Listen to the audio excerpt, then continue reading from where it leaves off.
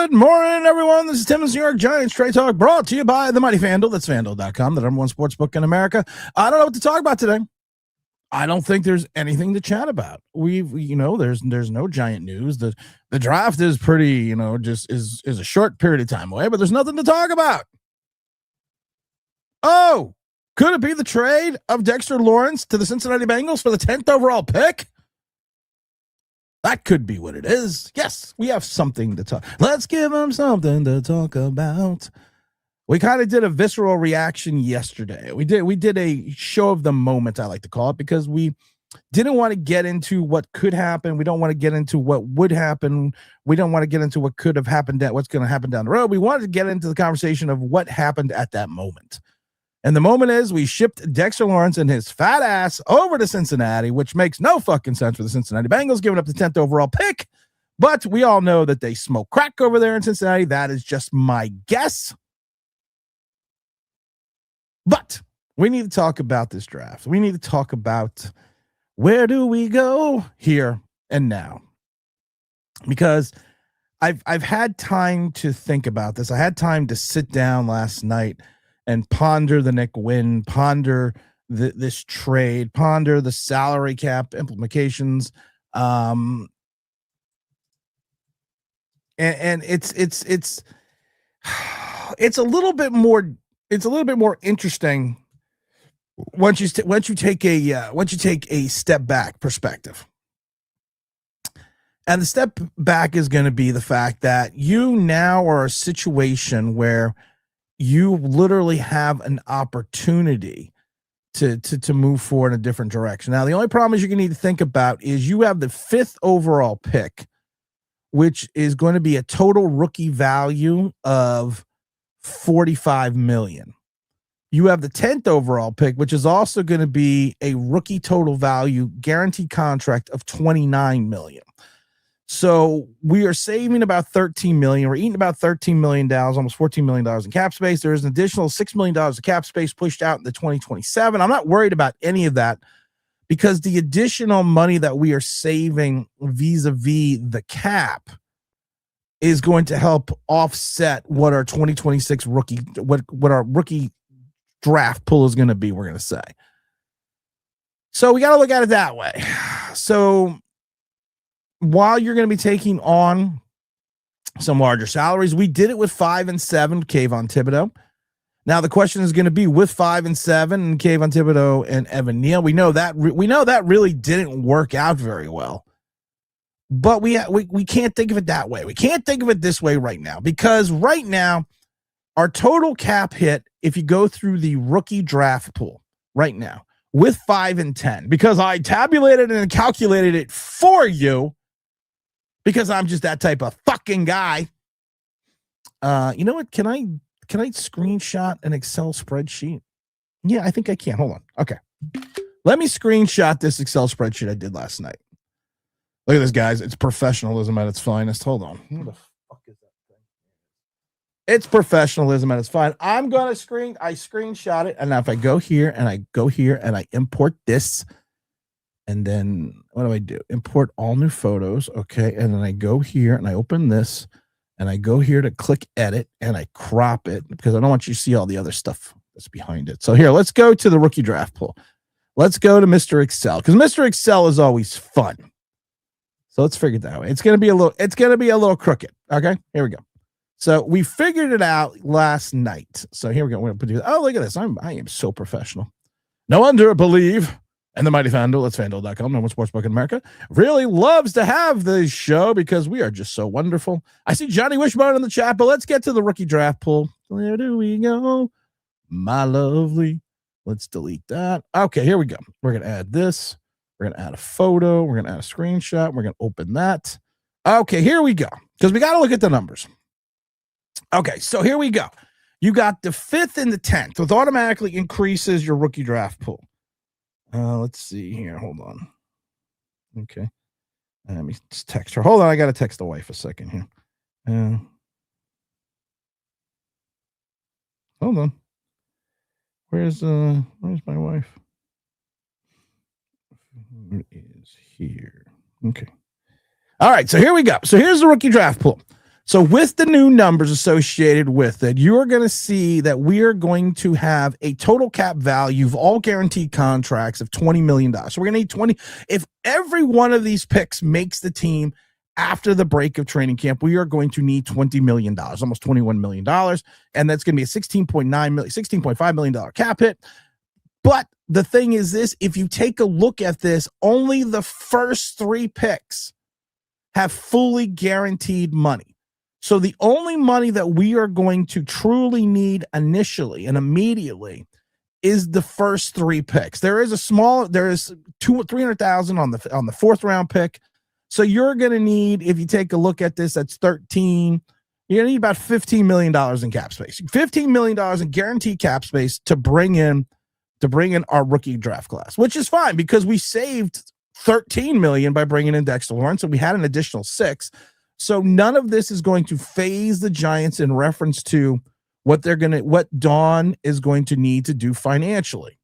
Because if anything, that actually made more sense, because you would have had to give Dexter his extension. You would have to have given Dexter his additional monies. And while you may have not absorbed the cap hit this year, it would be in 27 and 28 where it would have been ridiculous. So we don't need to worry about that. It's positionally that we need to worry about. Gemini Solar says some idiot was crashing out on X over Dexter Lawrence trade. I don't understand these people. Screenshot of Tim's abacus. Yes, my abacus is very well. If you can't take away Mr. Soldier 80, and I know I'm not talking about you, but I understand X. X is just it's an X. They call it X for a reason, because you got to be in. Not even going to get into it. But here's the issue, and here's the problem. This is what's good for the organizations. This is what's good for the team. I've said this a million times since the day they hired John Harbaugh. There are going to be players that we move on from that people are not going to be happy about. There's going to be players that we either cut or trade or just get rid of that people aren't going to be happy about. But it's time to clear out the dead wood. It's time to move a different direction. It's time to listen.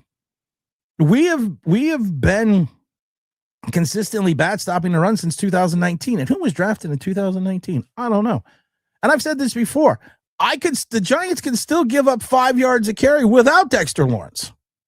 And we got Big Don dropping in the gift memberships to the OG membership club. Give Big Don. That's what she said. You know what? I have a new button. I am a cop, and you will respect my authority. From now on, you have to respect the authority of this show. Because once again, we fucking nailed it. Except for the trade itself. Everyone was like, oh, I don't know where he's going. We said on this show, we know where he's going. He's going to Cincinnati. Is there an Eagle fan in here? Eagles Uncensored. What's up, Eagles Uncensored? I love when Big Don drops super chats because I can see who's hiding in the chat and not giving out their name or information. Eagles Uncensored, welcome. Hope you leave a comment. We have Eagle fans in here all the time. But we called it. Did we not, guys? Did we not read an email on the air saying that Cincinnati's in play? We got the trade wrong, but that's not our fault because we just read an email. But for people that are disheartened by this trade, he's going to be 30. He's 29 in November. He's going to be 30. By the time his contract rolls around, he's going to be 30. He signed the extension in 23. So he's already 2 years in the extension. He's already bitching. And we've said this before in the NFL. The moment your ink dries on your new contract, your new extension, it could be hours later that you went from being the top paid defensive tackle in the draft or top paid quarterback to being the 4th, the 5th, the 6th, the 7th. That's how the NFL works. So him being so sullen about it. Well, they're not giving me my due. No, we're not giving you a due. We gave you an extension. No one told you to sign that extension. No one held a gun to Dexter Lawrence's head and said, listen, don't take the $90 million over 4. No one said that. What does Trequel say? This is one of the draft classes in the last 30 years, so get more picks doesn't impress me. Tree, I don't disagree with you. And I actually don't think Downs is overrated. You're not going to make me upset because I don't think Downs is overrated. I just don't think Downs is the top 10 pick. And I've said this a million times. You take a look at the draft the last 50 years, out of the 5 first-round picks in each 50 year of the draft, that's 250 picks. Only 4 safeties have gone in the top 5. 2 of them were pedestrian. One of them's a Hall of Famer. The other one should be a Hall of Famer, but his career was cut short because of injury and cancer. So I don't disagree with you, but I'm going to tell you this. Yes, next year technically is a loaded draft, 1,100%. So Tree, you're not going to make me upset. I agree with you, 100%. But I'm going to tell you this. The needs of positions that the Giants have actually align in this draft. This draft is a good draft if you want linebackers, if you want defensive tackles, and hell, even if you want a corner. This draft aligns with that. And I've already said this, and most pundits have said this as well. Yes, the top 10 picks are not, anything after the top 10, it's a crapshoot. This is a draft that is more of a filler draft in some regards. But it's not, when is she getting her food? Hold on, guys. I got to see if. Hold on. I got to make a quick phone call. Hold on, everybody. Just wait. Everyone just wait a second here.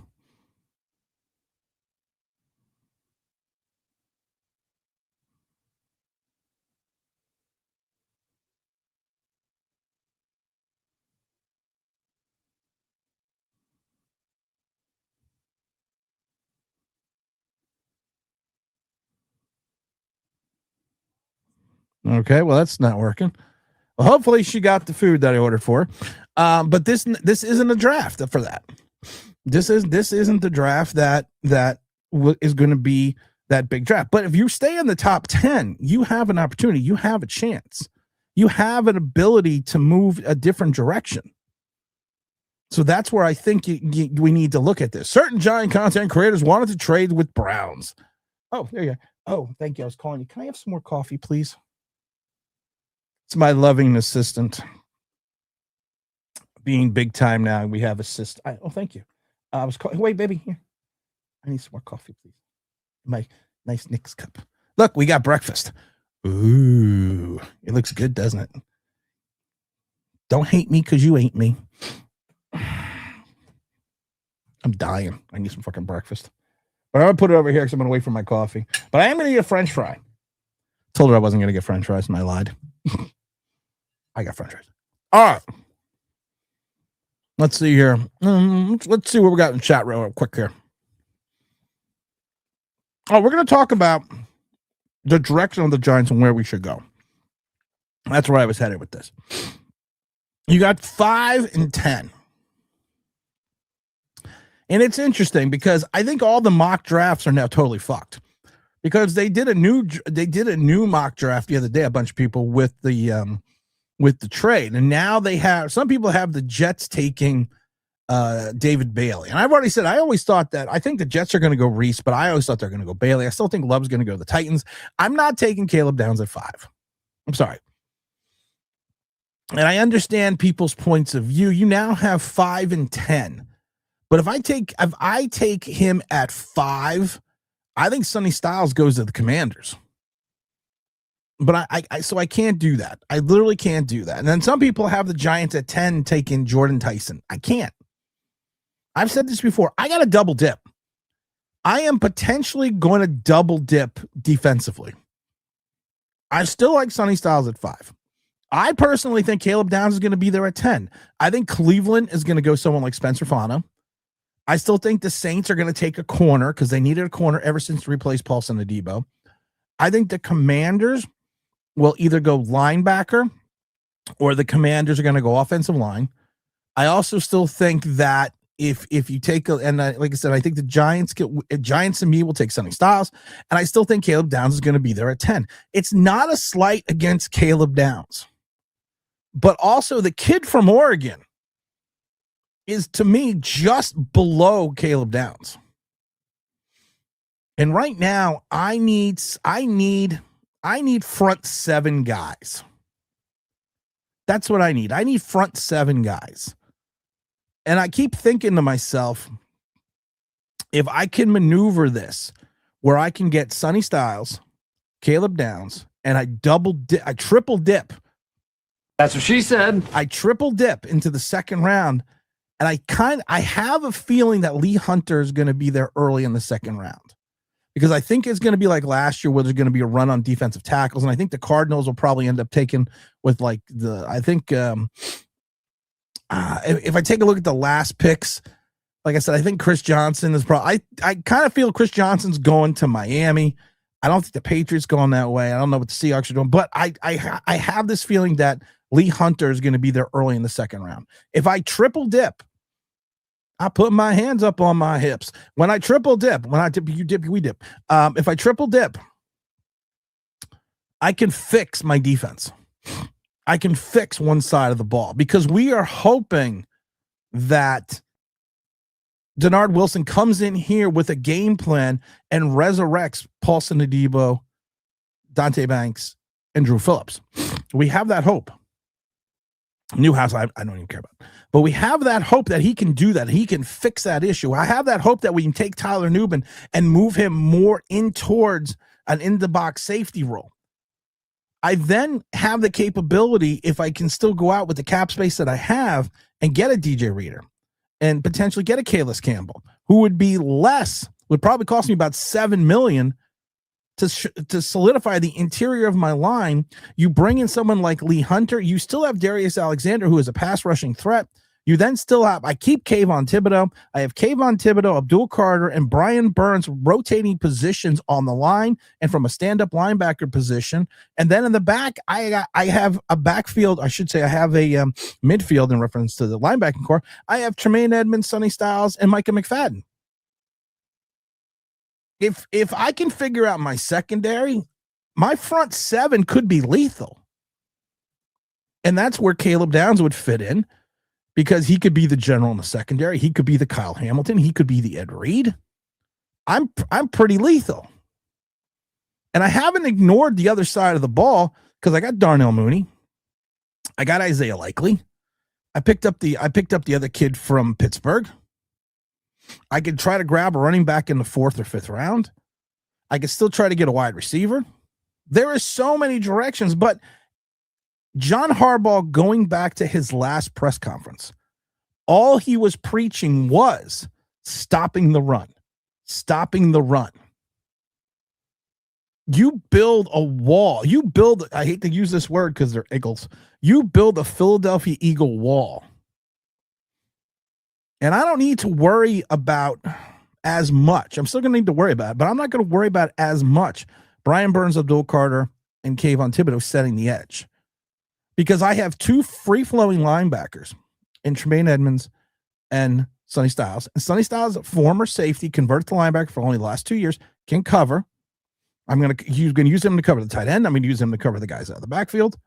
And Micah McFadden, even with all his warts, he does have a 13% missed tackle percentage, is viable enough in a center field position that if he can improve his tackling with improved technique with the blessing of John Harbaugh and the coaching staff, and he improves himself, you have a combination.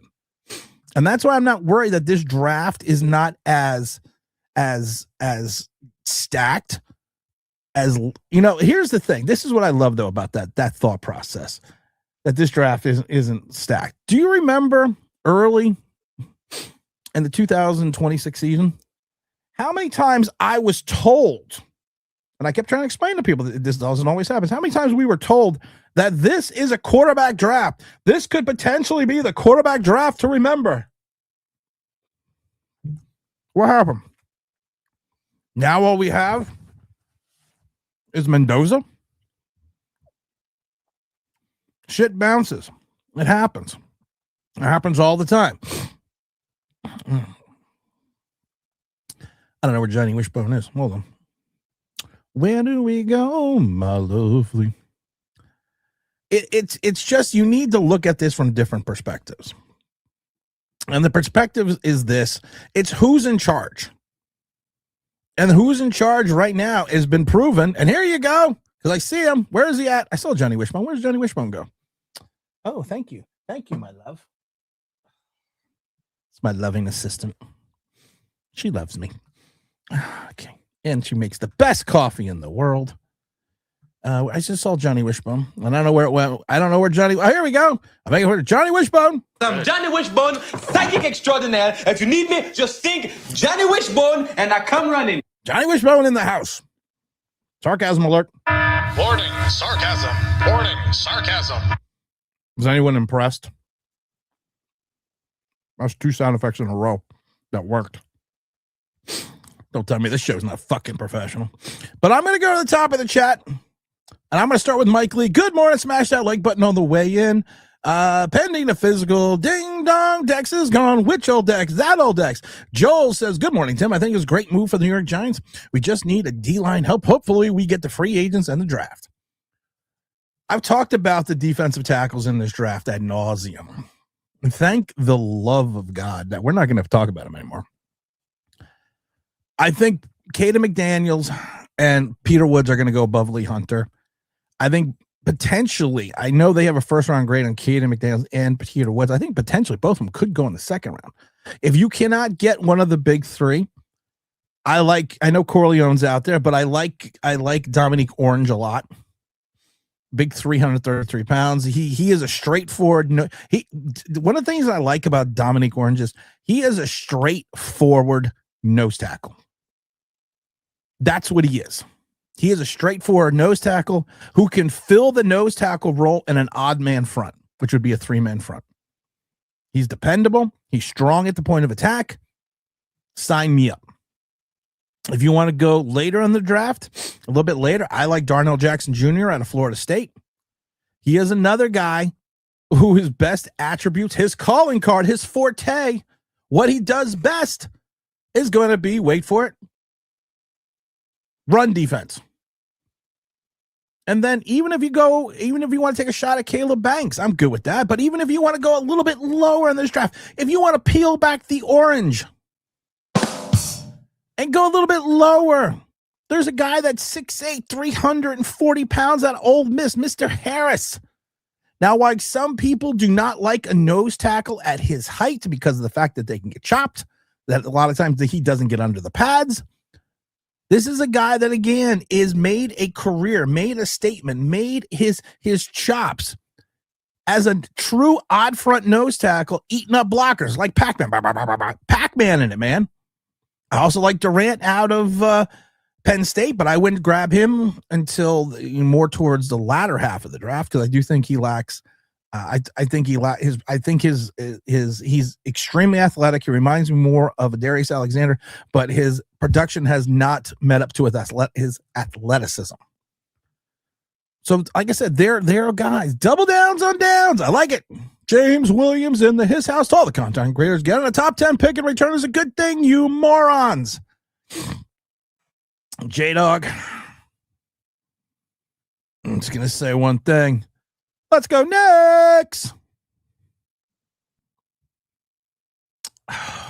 If there are truly content creators out there that do not see this as a good thing, truly, if there are, yes, and I know Caleb Downs has the metatarsal injury. I get that. That's why I said slightly get him later in the draft. He's got a first-round grade, but probably a fourth-round pick because of the injury alone, he's a little bit of a knucklehead. But if there actually are content creators that think this is a bad thing, I feel sorry for them. I really do. And I feel sorry for the people that watch them because they're fucking morons. Not the people that watch them, the content creators. You somehow pulled out a 10th overall pick in a positional draft that is what your team needs. We had the great former Daily News columnist Gary Myers on the other day, and he said it best. I keep going back to this because I think it's very apropos. He thought, with the circumstances now, the Giants were closer to a 9-win team than they were a 4-win team. Kind of didn't believe him. Kind of thought, you know what? Okay. And he asked me, he says, do you believe that? I said, no. I think sometimes guests get shocked when I'm brutally honest. Tell them things. But now this kind of changes things. You do have some additional cap space. We've showed the numbers. You have the ability to go out and find an interior defensive lineman, maybe potentially 2. I know Calais Campbell is not 40. People need to stop that. He's not 40. He's 39. He'll be 40 this year. But 40 is the new 18. But you can solidify the 7. This is a good thing, guys. This is not a bad thing. You free up cap flexibility, and it never made sense to me why Shane did not stagger the contracts of Andrew Thomas, the extensions of Andrew Thomas and Dexter Lawrence. Made no sense to me. And now you've gotten away from that. You're potentially opening up, you did open up cap space already for 27. I don't want to talk about 27 because 27 is a year from now. We need to talk about what's going on now. But your cap space number did jump to over $55 million for next year already, and you were starting to fill out the roster. Hit that like button. Yeah, hit the like button. We need 100 likes. Amen, James Williams. Giant content crimes. Land the loss of Dexter and saying the Giants didn't get Quentin Williams like value are dead wrong. Who are the idiots that are saying this? Who are the fucking morons? I know we don't like calling people out. And if you think that, you're on the wrong show. Who are the fucking morons that said this? If you don't want to give me the names, you can give me code names. It's a coup. Right there, Joe. Get full value for a depreciating asset. 100%. What's up, Big Greg? What's up, my brother? Hit that like button, Greg says. Mike Lee says, and the majority of those sacks in 23 came from the defense. Yes, that's the other thing that people that they're going to talk about. Oh, the sacks in 24. Oh, before he got hurt, he had 9 sacks. He was a vision of, who were the people? I see Chode Sports, but I don't know if I know. Slider's always just throwing out the normal culprits. Chode Sports and FSG. Or is it an FNG? Which would be a fucking new guy.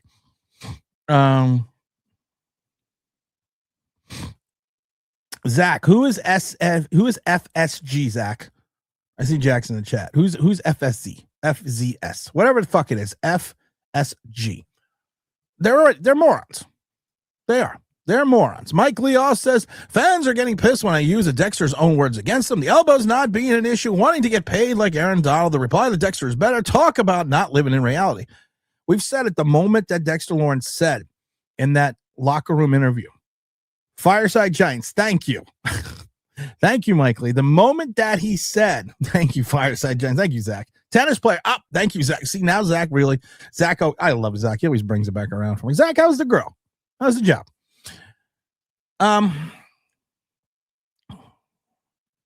The moment he said those things at that impromptu interviews, he said the elbow's fine. And I've already said it. Once you say the elbow's fine, you cannot go back and say, well, my elbow's really been killing me.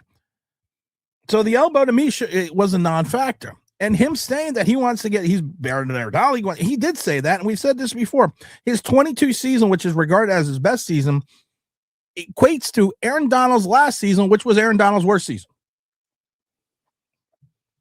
So saying Dexter Lawrence is a poor man's Aaron Donald, I don't even think that.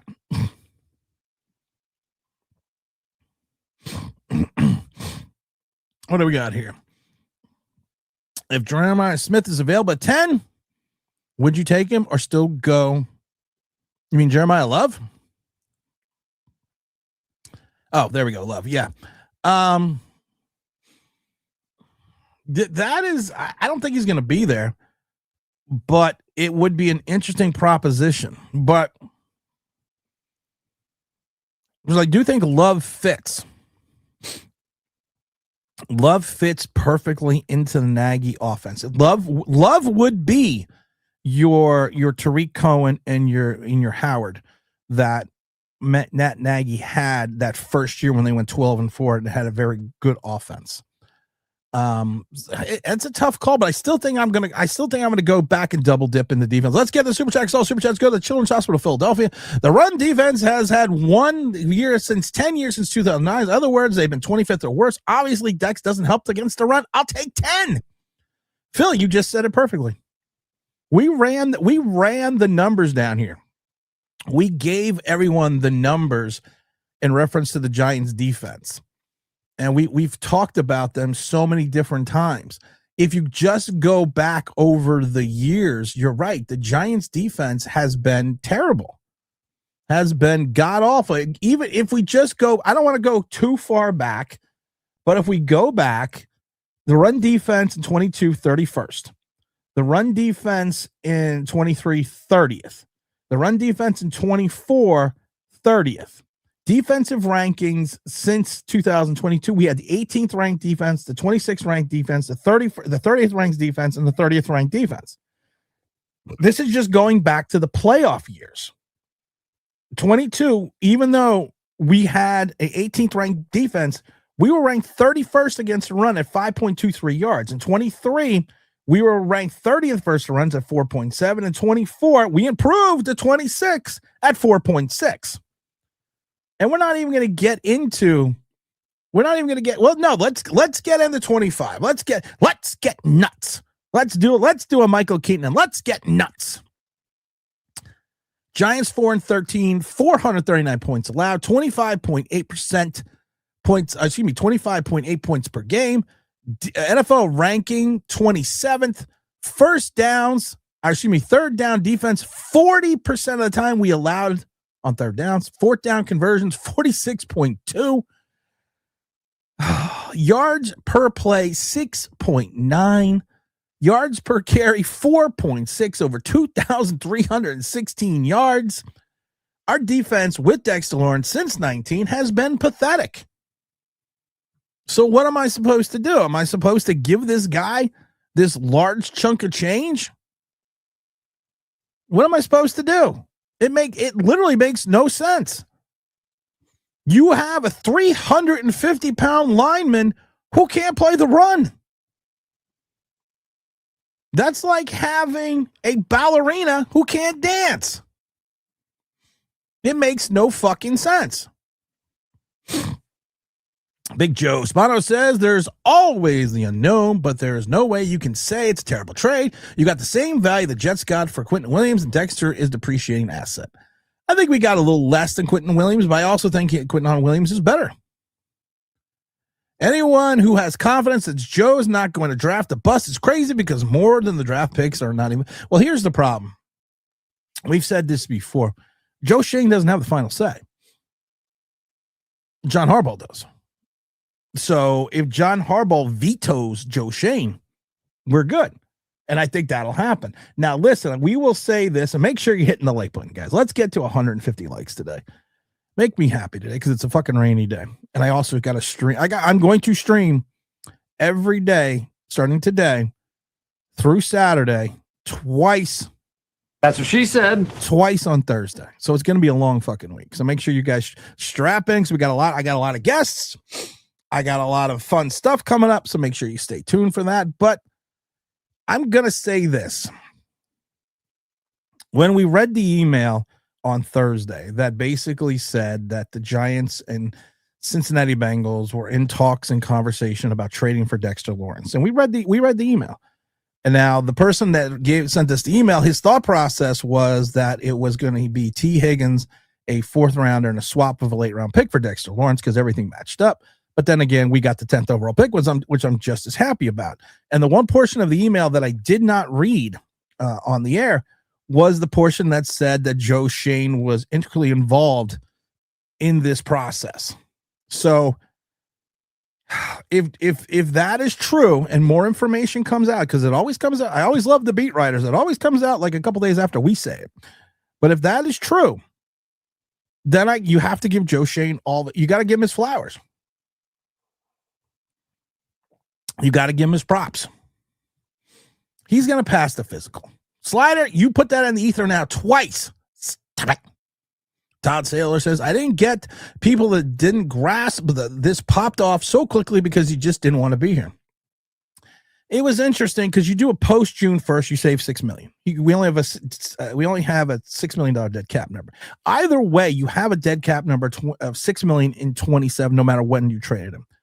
And I said it on Extreme on Friday that if this becomes such a distraction, such a bad moment for this franchise, that you get rid of him and just eat the $6 million because it's only a 1-year pop on that year, and you're still saving cap space. So I guess we did reach that point. The Giants are way worse talent-wise than last year. Tree, no. Johnny Rico says, I would love Styles at 5, down to 10, but I can see super flexibility with the second pick. There's just so many ways that the Giants can go here. There's so many avenues. That's the thing that kills me. I'm double dipping in defense. I might even triple dip. I've said it before. If I could go Sonny Styles, Caleb Downs, and Lee Hunter, forget about it. You did so many things so well. You could be building a top 10 defense. You could be literally building a top 10 defense. Thinking it that way. I'm sending myself a text message. Joe is GM. No, Joe is GM, but Tree, I don't know. I can't deal with you today, Tree. Oh, Tree, you're not gonna make me bad. Joe Spano says, okay, after everything that's played out to get Harbs here, you really believe Joe has the final say as a top 10 pick? Clearly, you have not been watching. A lot of people have not. Levine said, another guy like Ashawn Robinson, pure run stuff for nothing. That's what I want. I'm not picky. Now, me and Ashawn Robinson aren't friends because I drank his drink. I was in the Giant cafeteria. That's Big L. We're in the Giant cafeteria.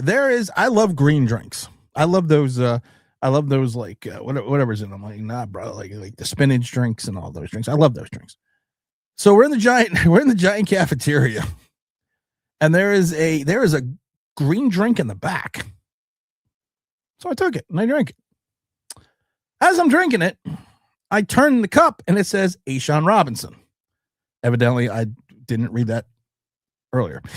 Big Greg says, I actually like Dex. You don't often see athletes in size that are kind of speed and power, but he is regressed and disgruntled, so we had to get value while we still could. It's a win for us. Here's the thing about this. Like I've said before, you have a 350-pound defensive interior lineman who can't play the run.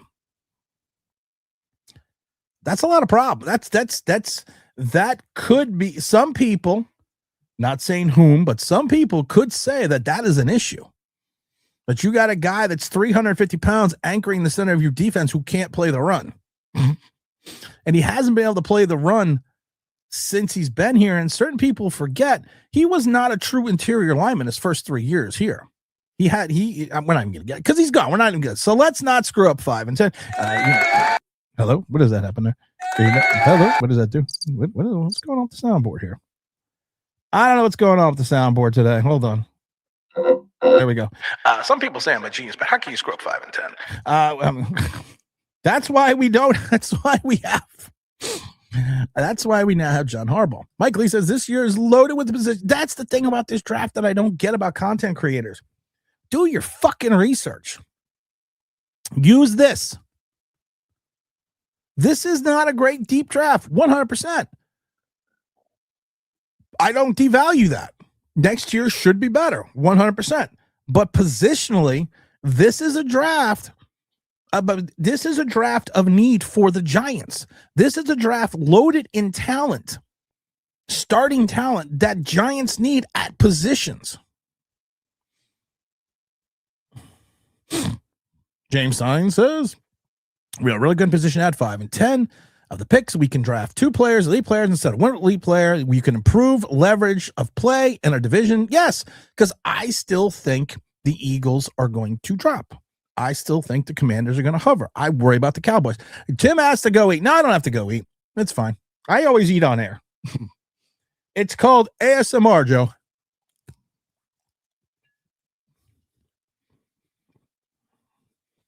It's a filler draft stock with tier 2 and tier 3 process, unsexy positions. Giants have a lot of holes in these positions. That's the thing.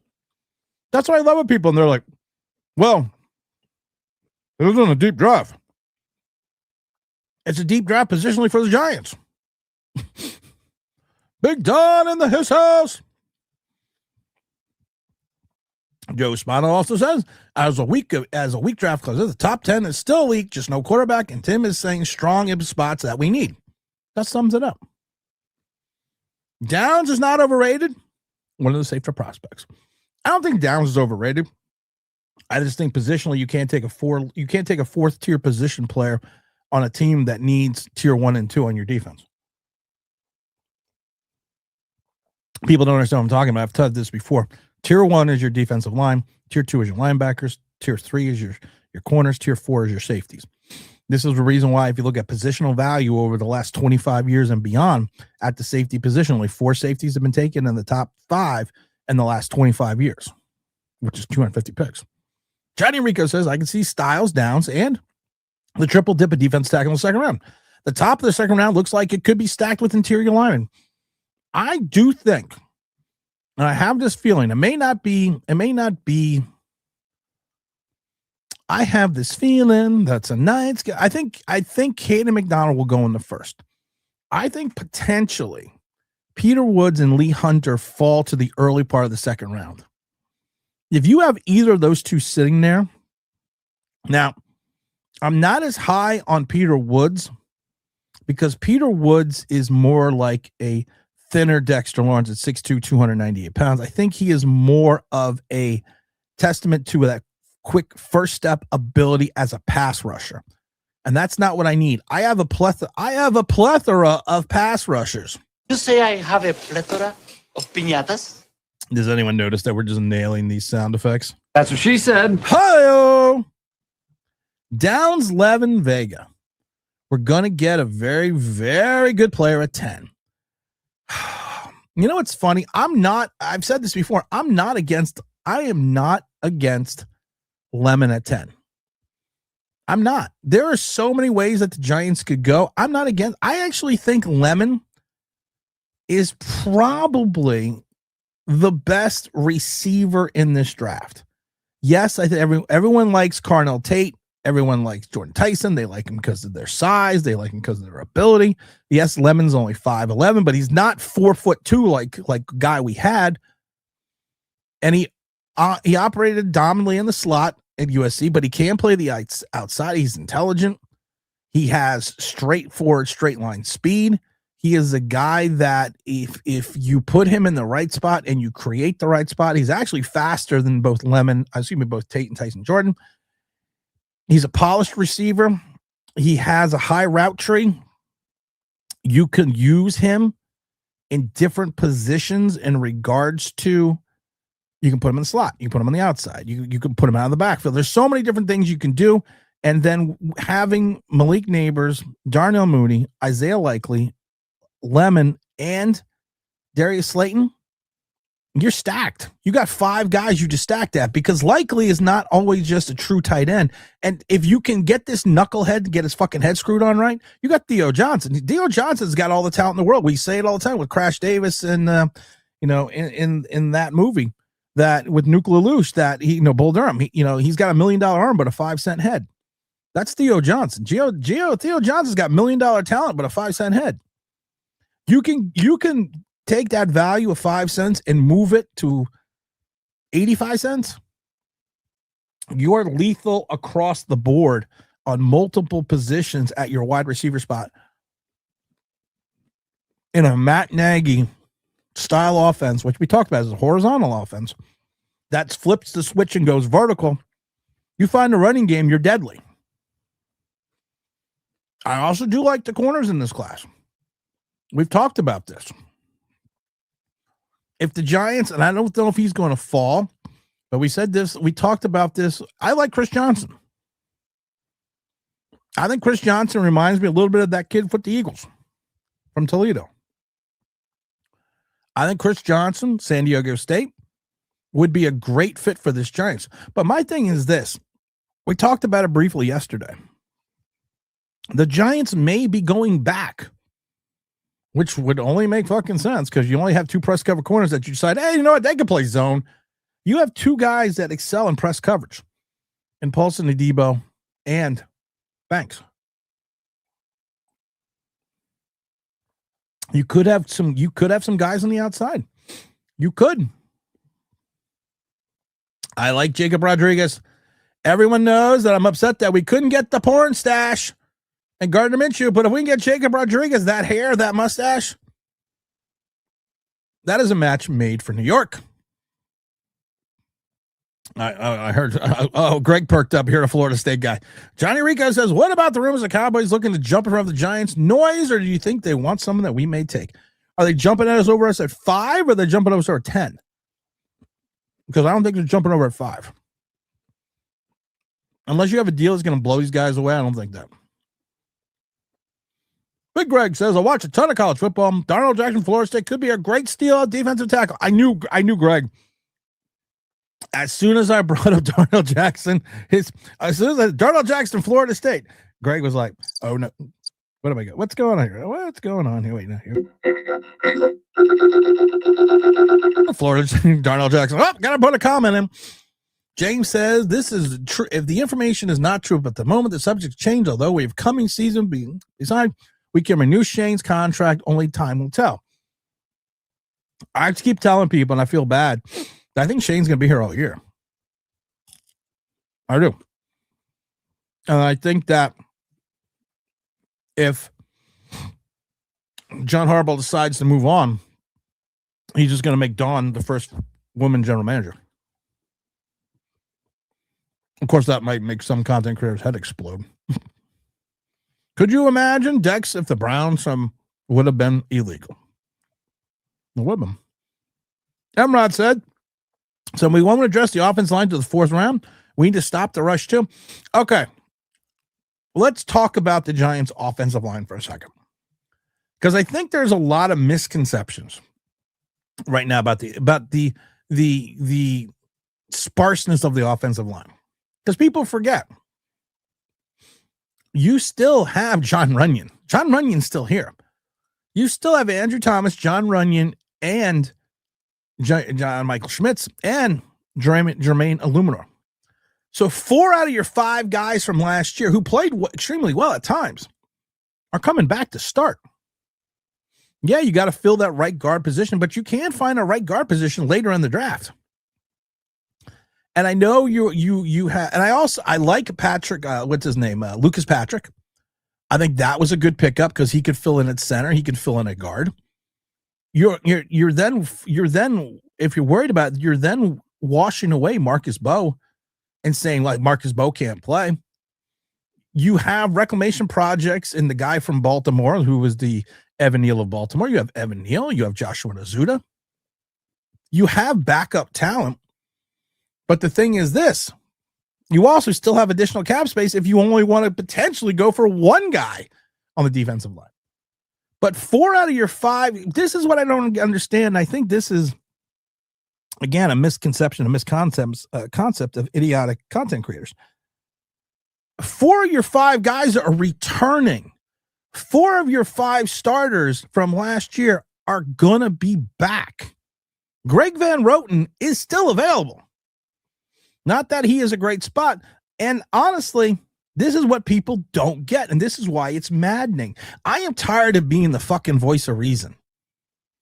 Now I was the voice of reason when we were bad, pointing out everything that is wrong. Now I feel like I got to be the voice of reason of good. I don't like that. Luke. Wait, hold on. Luke, I am your father. Now I got to be the voice of good. You are bringing back an offensive line whose strength is pass blocking, who excels at pass blocking. You are running a Matt Nagy system, which we've talked about this, is a West Coast style system based loosely on the 1994 George Seifert system, based even more loosely a little bit on the Andy Reid Kansas City system, which is also based off the George Seifert system, And he only has 2 Super Bowl rings over in Kansas City. So what the fuck does this guy know? And it is a short passing game, which uses the pass as a quasi run. So it's a 3-step drop. We're not looking for guys that can hold the line for 6 seconds, for 5 seconds. We're looking for quick hitters. We're looking to set up the pass. And once you use the system, if done correctly, to set up the pass as a run, that opens up running lanes for your team. So for people that, I'm not yelling at you, Emra, I'm just saying that people that are sitting there and being idiots like, well, this team, the offensive line is terrible. You're bringing back 4 of your 5 starters. I think it's a word. What's the word? Oh, continuity. And the thing is this, once you use the pass to set up the run, you can then turn around, wait for it, switch the horizontal offense to vertical. Why Darnell Mooney had his only 1,000-yard season in the first year of the Matt Nagy offense with Mitchell Trubisky, who you hope Jackson Dart is better than. You flip the script. You have the safeties creep. You got 3 speed guys, 4 speed guys, if you count Isaiah Likely, and you just have to hope that Jackson Dart gets proficient at hitting passes over 10 yards. But Jackson Dart's forte is throwing the ball between -2 and 10 yards. So in that 12-yard window, that's usually where the Matt Nagy offense runs. That's why we call it a horizontal offense that you flip vertical. So for people to sit there and say and whine and complain that we don't have the offensive line, you're returning fucking 4 of the 5 starters.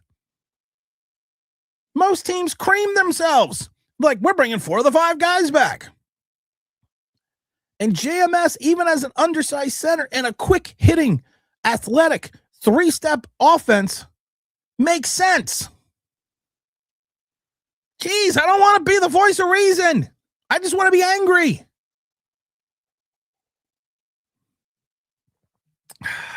Yes, we need another Ashawn Robinson.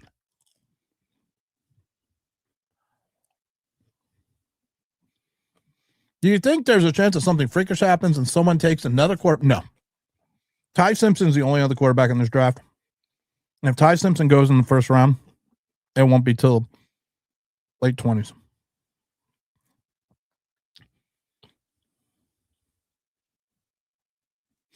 Pick a 5 and trade 10. We've talked about this, Mr. Fuentes. We talked about that yesterday. It's not a bad option. Get back into the second round, maybe move an asset to 27, but I'm sticking at 10. I'm sticking at 10. Tim, what round does Jacob Rodriguez go? I think, you know what? It depends on value. It depends on how many teams value his true athletic skills. I have Jacob Rodriguez as my 6th best linebacker. I have Reese, Bailey, Styles, Allen, Hill, Rodriguez. And I kind of swap Rodriguez out a little bit with the kid from Illinois because he's more of a pass rusher. I personally think Jacob Rodriguez is, I think he's second round talent. I think he is a guy that it would be late second, early third. But like I said before, if I'm looking at a guy to take more of a chance on, we don't have a third rounder though. If I'm looking for a guy to take a chance on the 4th round, I may pass on Jacob Rodriguez. And like I said, I love Josiah Trotter. I think Josiah Trotter is like his father. And I think he's only a 2-down linebacker, but Josiah Trotter is a guy that's been rocketing up the draft boards. With the 10th pick, I say the Giants will go on wide receiver D-line, maybe offensive line. It's a possibility. Caleb Banks is really good. He just got that problem. James Alstein says, what's other quarterback is worth taking in this draft? Somebody name one. They keep saying that, and like I said, I don't know fully his complete record in Baltimore, but they keep saying that Harbaugh likes to take quarterbacks late. So, I don't have a problem with him trying to grab a quarterback in like the 7th round. But I think you go Mendoza, of course, going 1. I think the kid from LSU, he had the abdominal injury. I think what's his name, Newsenmeyer. He had the stomach injury, abdominal injury, which kind of curtailed his entire 2025 season. I actually think he's better than Ty Simpson. And remember when we all thought that Newsenmeyer, Beck, Simpson, and Mendoza, this was going to be and Drew Aller, this was going to be one of the best draft classes ever for the quarterback position? Yeah, no. No, it didn't turn out that way.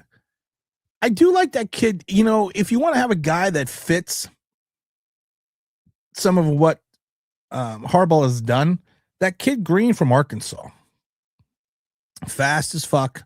I think he ran a 4.3.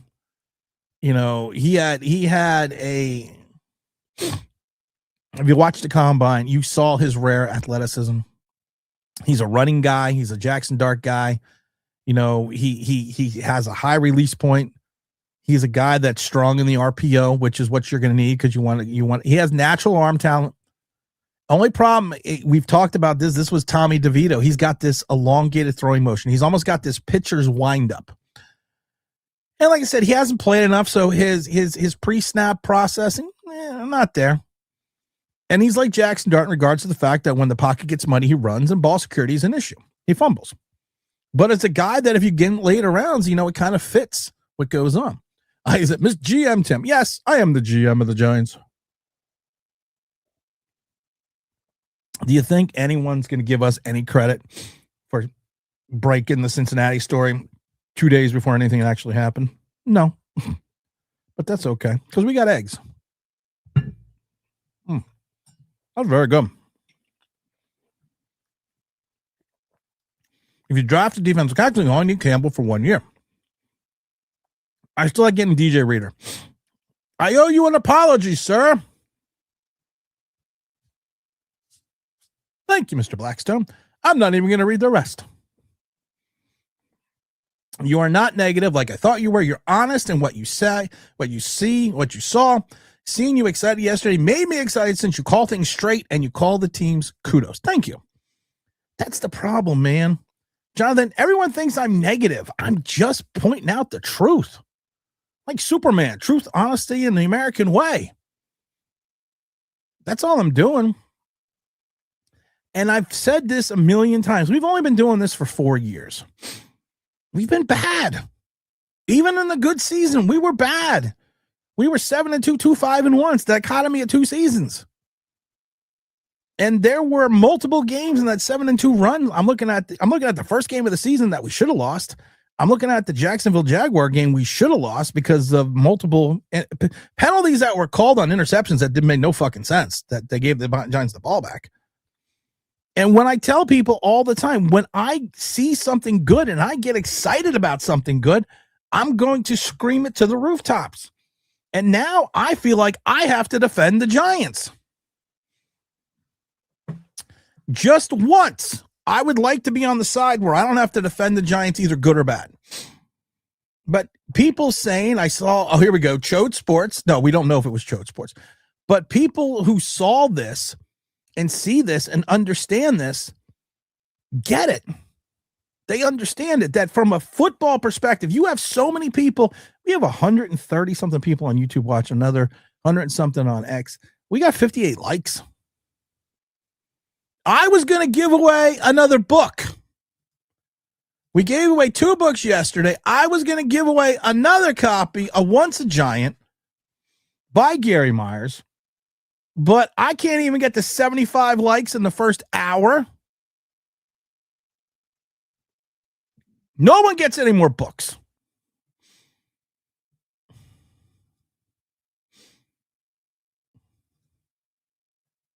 We're sorry, Tim.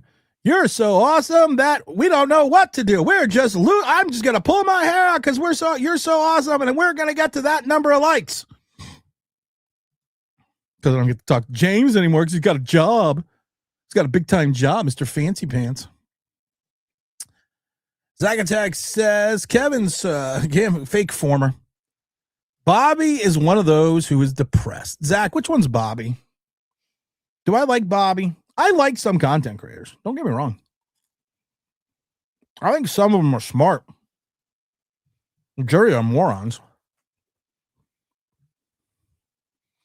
I got another scream up, so what I do is I say something, I ask Zach, and then I see the question come up. But I don't remember which one Bobby is. But if you're depressed about Dexter Lawrence going to Cincinnati for a 10th overall pick, thank you, Joe Spano. Bobby Skinner, Giants Nation. Is that the guy that was on the show with the other guy that did a 45-minute video about how he didn't get fired? Is that guy? And then the other guy, the fat guy, did a video for like that did like a 10-minute video. And then the other guy did a video for like 45 minutes about how he didn't get fired. Okay. Yeah.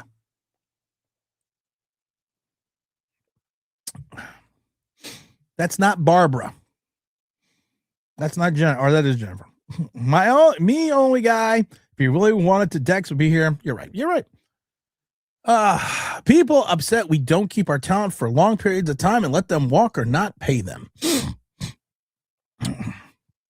Well, the problem is this: you got rid of King of the almost sack. Because Joe Schoen mismanaged the cap and you didn't have any cap space. You let Saquon Barkley walk because you were idiots. And the Xavier McKinney thing and the Julian Love literally came back to the Giants. Giants offered him $10 million a year in season. Julian Love thought to himself, I could get more on the marketplace. Goes out in the marketplace, finds nothing, comes back hat in hand and says to Joe Schoen, I will take $5 million a year. No, we have Yusef Corker. Does anyone remember Yusef Corker? Because I think he's working at Avis. Yeah, that's the thought process of Joe Schoen. Zacateg says, Fireside Giant tennis players. All right, I'm way behind the chat then if I'm saying, oh, yeah, I'm like way behind the chat. We got to Phil's super chat, but I'll get to Phil's super chat again because I like Phil. Big Greg says, most people don't realize defensive tackles are different roles. And nose tackle controls the middle and takes on the blocks, while the 3 technique attacks the gaps and rushes the passer. Boy, I love when we sound smart on this channel because we talked about that, Greg, how many times in the last couple days. People don't understand that he does not fit what we do. He is a 350-pound pass rusher. That's what Dexter Lawrence is. We've shown it many times. I'm not even, you know what? I'm done talking about Dexter Lawrence. He's not here anymore. Knock, knock. Who's here? Not Dexter Lawrence. He's got fucking traded Cincinnati. He doesn't fit. Joe, just cause you played high school college football doesn't mean you're smart. James was saying, Bobby Skinner, he literally sounded like I did when Bambi got shot. Oh, dear Lord. Really? You have to be joking me. Why would you care? Because he doesn't fit the system. The Giants can give up 5 yards a pop without Dexter Lawrence. It's amazing to me that Dexter Lawrence, when he goes out, the Giants' run defense improves. So if someone's actually, and I don't know if James is just being facetious, but if someone's actually depressed that he's gone, he's been traded, you got problems. You got some fucking issues. Because it just doesn't, oh my God. You know what? This is to Bobby. What is it, you period? It must be. It has to be. Joe Spano, he was a backup to a backup of the backup at Duke. He didn't do anything special. Tim, you were the only Giants content creator I listened to. Everyone else just is a bunch of homers. Well, I hope people don't think, thank you, Kevin. I hope people don't think that I'm switching to the homer section because I'm not. If the Giants do something stupid in the draft, I'm going to let you know. All right, we need 4 more likes, and we're going to give away a copy. I'm going to give away 2 copies only today because I'm paying this out of my own pocket. I'm going to give away another copy of Gary Meyer's book, Once Giant, because I do love this book. This is actually a fucking awesome book. We get to 75 likes. I'm going to give away a copy of the Gary Myers book, Once a Giant. So make sure that you hit the like button. There's still 130 people watching here. We got another 100 something at the other places. And you know what? There's actually a new channel we started. I hope you all want to join it. Let me show it to you. It's Chode Sports. Chode Sports Reports. Here we go. That's going to be our new channel. The face of the channel, of course, is going to be the Venerable James Williams. Come to our new channel, chodesports.com. You would hope and think that Vegas would take a look at what the Giants are doing. That if we went to the mighty FanDuel, it's FanDuel.com, the number one sportsbook in America. If we go there and we see the momentum that the Giants are building, we go to the sports book. We talked about it yesterday. We literally go down to what the odds are for the Giants making the Super Bowl, not winning the Super Bowl. They were at 1 point plus 15,000. They were on the same level as the Raiders, the Titans, the Cleveland Browns, and the Arizona Cardinals. They were at plus 15,000. The Giants now are at plus 7,000. To make the Super Bowl. They're plus 7,000. I'm going to take this bet. I'm going to take the plus 7,000. I'm going to throw out my $50 wager. And when the Giants make the Super Bowl, I'm going to win $3,500. But even the mighty Venerable FanDuel has seen the error of their ways and have decided that the Giants are going to be now and this is what I've already said this about betting sites, such as the mighty FanDuel. It's FanDuel.com, number one sportsbook in America. They're there to make money. Their job and sole purpose is to take your money because it's a bet. That's how they make money. Now the Knicks are 5.5 point. Why are the Knicks only 5? The Knicks won yesterday convincingly. Now they're still only 5.5 point favorites, but we're not going to get to that. But for them to make that much of a change, that shows me that the mighty FanDuel is starting to believe in the Giants. So that means you have to take a look at this with fresh eyes and a fresh perspective. And don't forget, bet $5, get $250 back in bonus bets if you win. That's for new customers only. I'm going to say that again. You bet $5, get $250 back in bonus bets if you win with the mighty FanDuel.com. It's FanDuel.com, the one sportsbook in America. In America. What does King says? He's getting double damn near. No, he's not. Oh, for the love of God. This misconception of he's getting double teamed all the time. Well, let him get fucking double deemed in Cincinnati. That's what she said. Because he wasn't. Carl Banks pointed it out. Many other people's pointed it out that he wasn't getting double teamed. On every play, like I said, we are 2 likes away. We're going to give away another book. We're 2 likes away. 2 likes away. We're going to give away a copy of Gary Myers' book. I'm mad at Gary Reasons. So I'm not giving away his books. I'm mad at him. I'm not really mad at him. Sounded good, though. I got to get Gary on a live stream. I think it cracks me up that sometimes I look at my phone now. I'm like, who the hell are these people?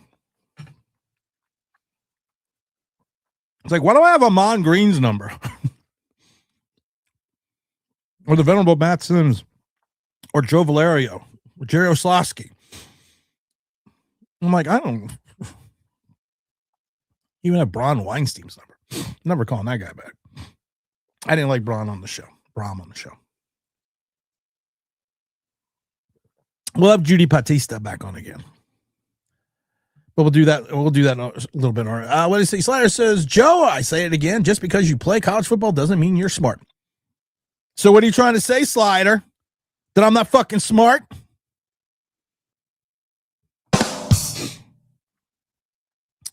Where do you go?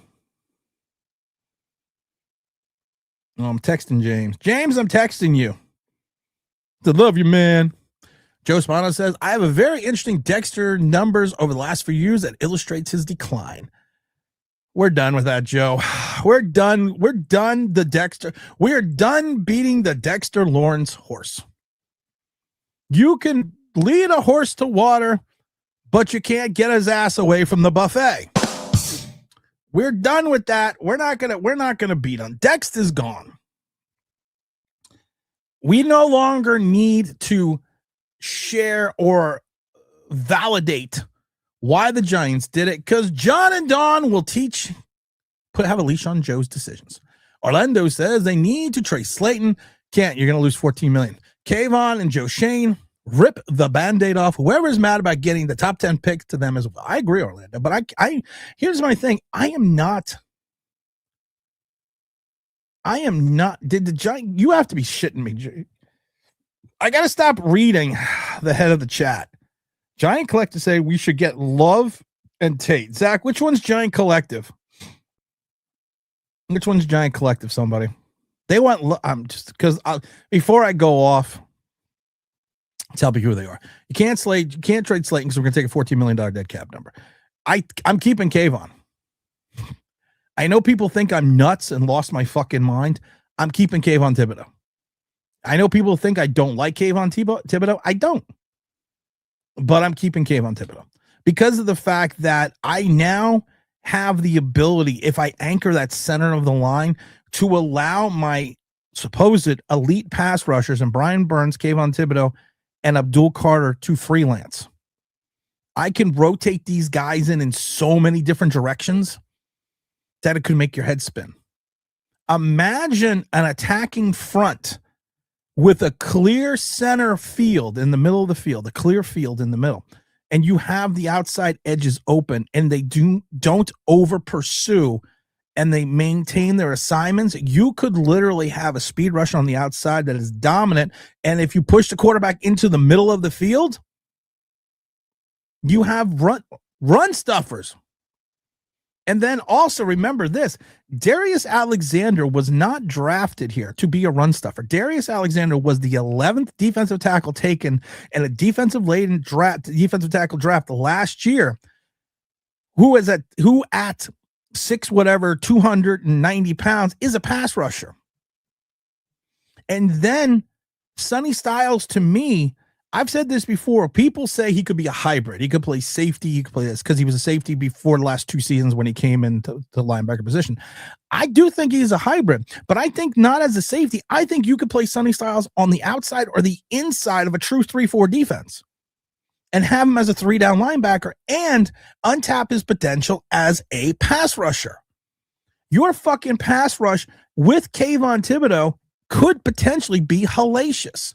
And then let's say Kayvon has 5 or 5.5 sacks, isn't playing up to your expectation. You trade him. But if you keep him the whole season, you get a compensatory pick. You probably get a 3rd rounder for him, which is probably what you would have got for him, if not less, this year if you move on from him.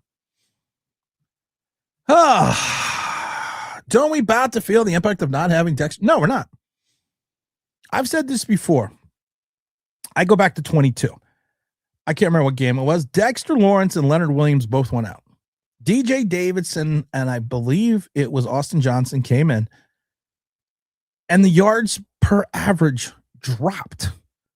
We went from giving up 5-6 yards a pop to 3. I was at that game because it was at the stadium, and I'm like, you're allowed to do that? Wait. You're not. You're allowed to stop the guy from running 5-6 yards every single time? No. You can't fucking do that. Oh, what do we got here? What is this one? I'm saying Styles, Downs, and Hunter, the first 3 picks, revamped the D. Thank you. Thank you, NJ. I've literally been screaming this since last night. What's that Rob said? BB said he didn't want to be here if Dexter wasn't. It doesn't matter. You know what's the funny thing about Brian Burns? Brian Burns is going to get fucking paid. Brian Burns understands that he doesn't matter if Dexter Lawrence is not here or not. He's going to get fucking paid if he has another season like he just had. He's going to get an extension. I do like to use some over Downs. I don't like him over him, but I do think he's good. I want the mustache. Pick Jacob Rodriguez. Pushed by the bush. That's what she said. Oh my God, give me Styles. Love. Wideouts are your choice, baby. Let's fucking go. Who is the one that says, I know, I just texted James Williams. And I said, James, if you're in the chat, I want you to come on. But James has a big time job now. James is a big time guy now. He doesn't have time for us little people. I feel like I'm one of the lollipop kids. We like to welcome you to Munchkin Land. I'm triple dipping too. When I put my hands up on your hip, we triple dip. I'm telling you, man, I'm going Styles. I'm going Downs. I'm going Lee Hunter. I just created our top 10 defense. Fuck that fat man that got traded. Now, if the trade falls through, I love Dexter Lawrence. It's not going to fall through. Styles and Tyson, Rutledge at 37, get McLean at 4th. The only thing I don't like is Jordan Tyson. I can't take a guy that's got injury issues, especially that high. The Bengals defense was so bad, they were willing to pay anything to get butts in the seat, so 10 to the Giants, got to get a good deal. It's crazy. I mean, I still don't believe they gave up. Every pundit that you listen to, people that I talked to said, if you got a second rounder for Dexter Lawrence, you should jump. And Chris Cross said it best. Jump. It's the daddy with the Mac.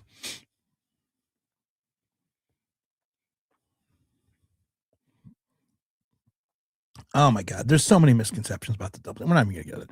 Dexter's impact over the last hour. Now we're not going to get into it. Joe, Dexter's gone. No more stats. That was the first hour.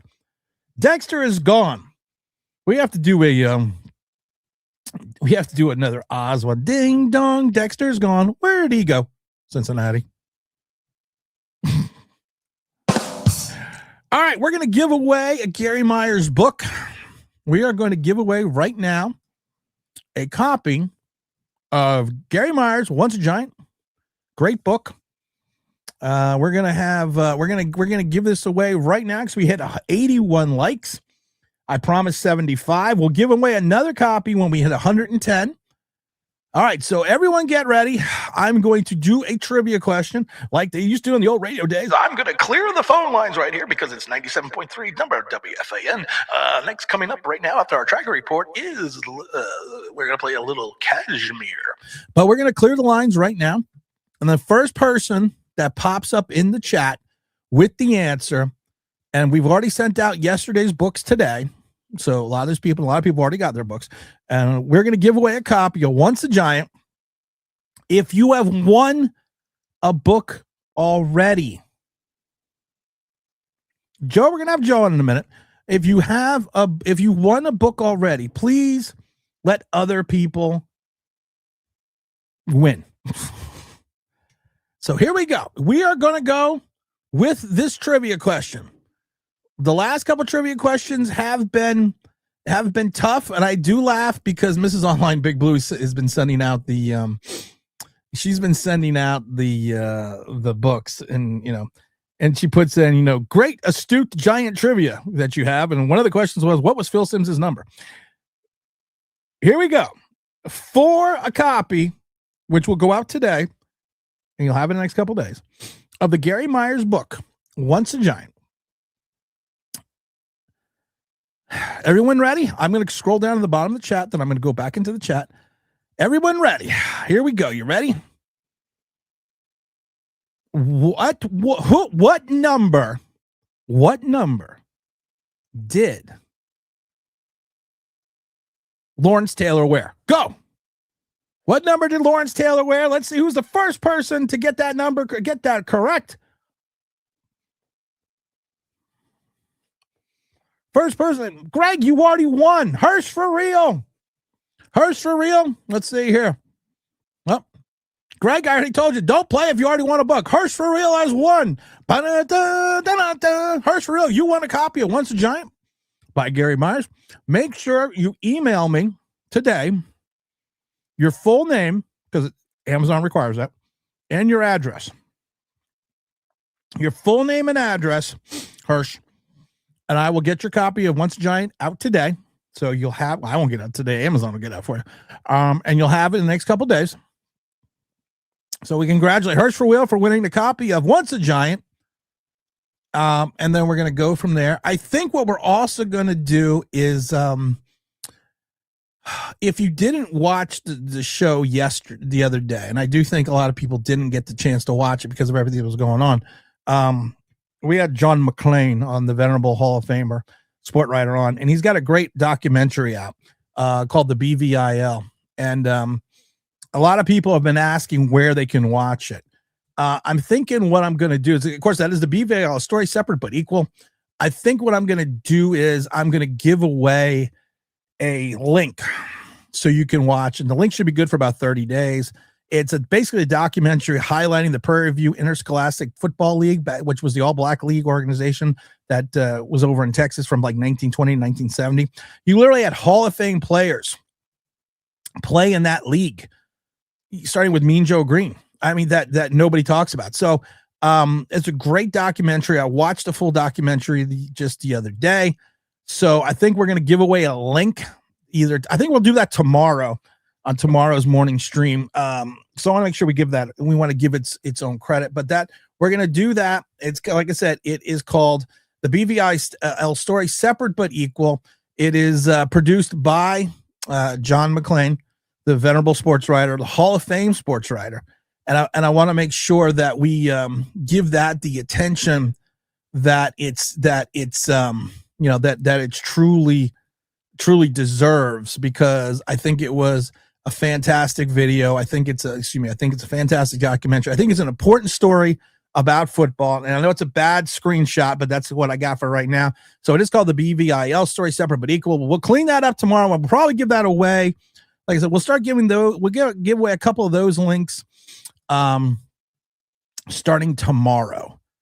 So I just want to check with John real quick before I do that. But I think we're going to do that. So make sure you can come on there. I've said it before. Come on. Giants Football Dads podcast. I honestly don't remember Giants Football podcast 11, but I'll come on.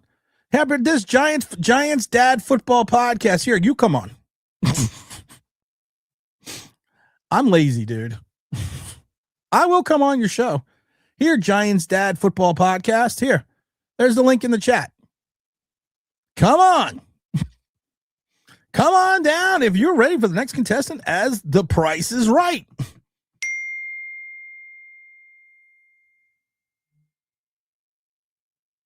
No, it's not. Why would you? Well, one thing is. Tower, this is Ghost Rider requesting a flyby. Negative, Ghost Rider. The pattern is full. Okay, where was I? I saw something about McLovin. I don't know where he is, okay? Everyone just needs to leave me alone. I don't know where he went. It's like a Where's Waldo? I am McLovin. Yeah, see, even T-Brad says, come on, Dad Sports Giants, come on.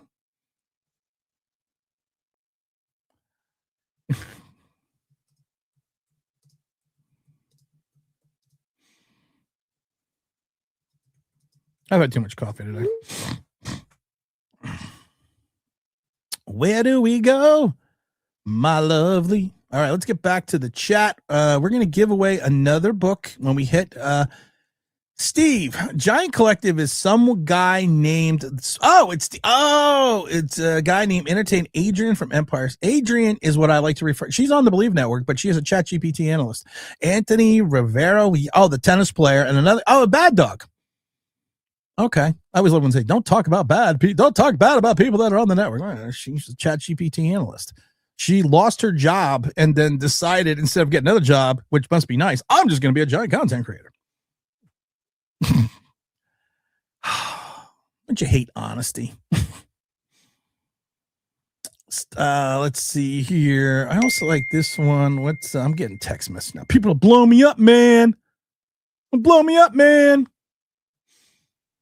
Da-da-da. Van Halen Jump 2. I can't play those things. I get in trouble when I play things.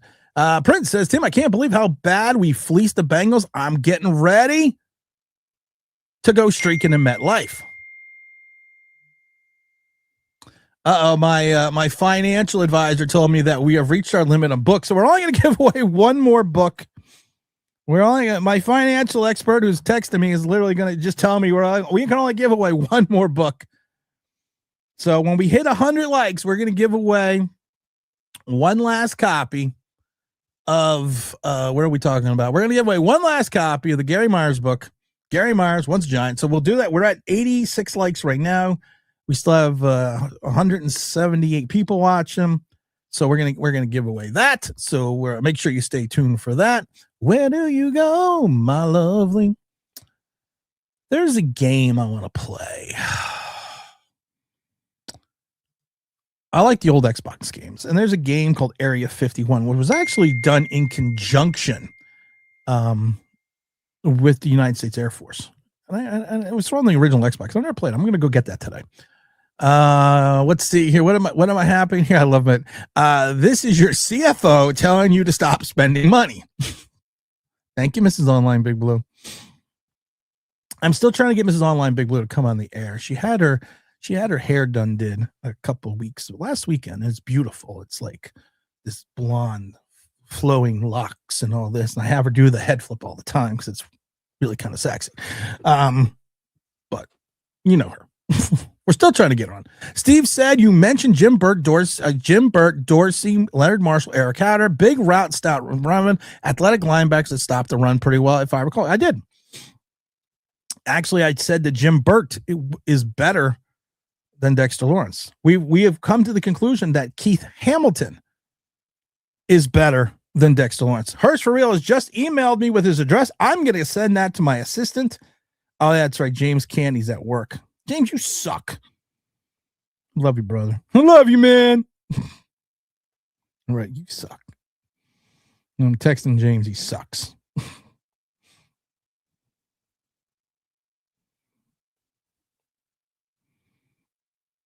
That's a guy thing. You got to tell someone he's stupid, then you got to say, love you, man. Yeah.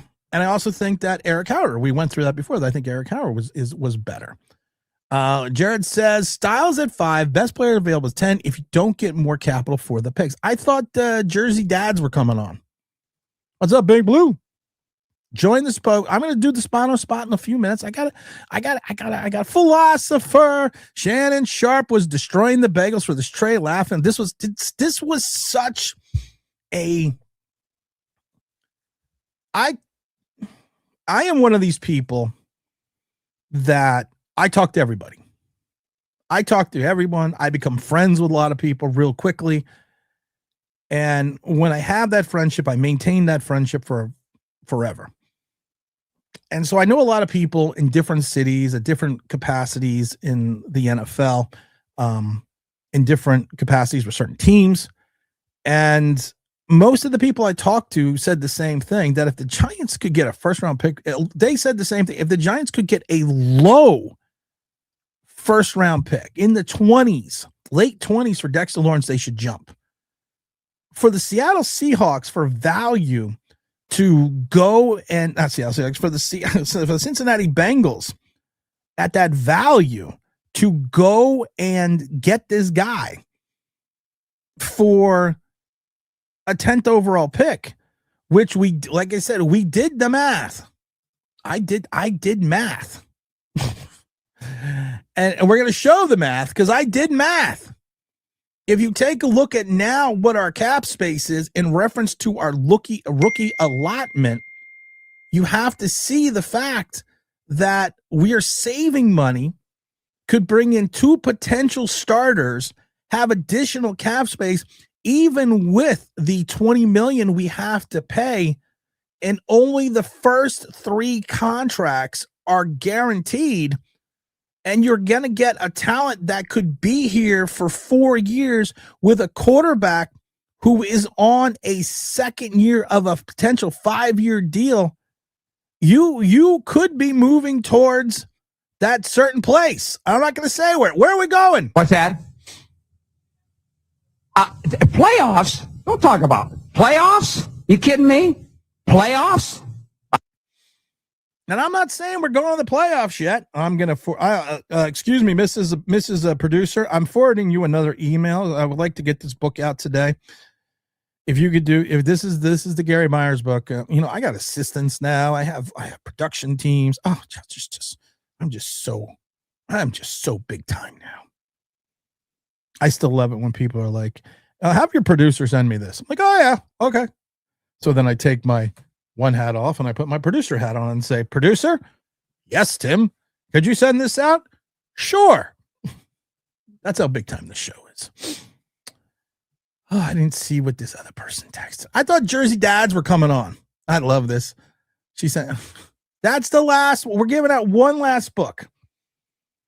I don't even think we're at 100 likes. We're not even near 100 likes. I said 110. There's still 116 people watching in this room.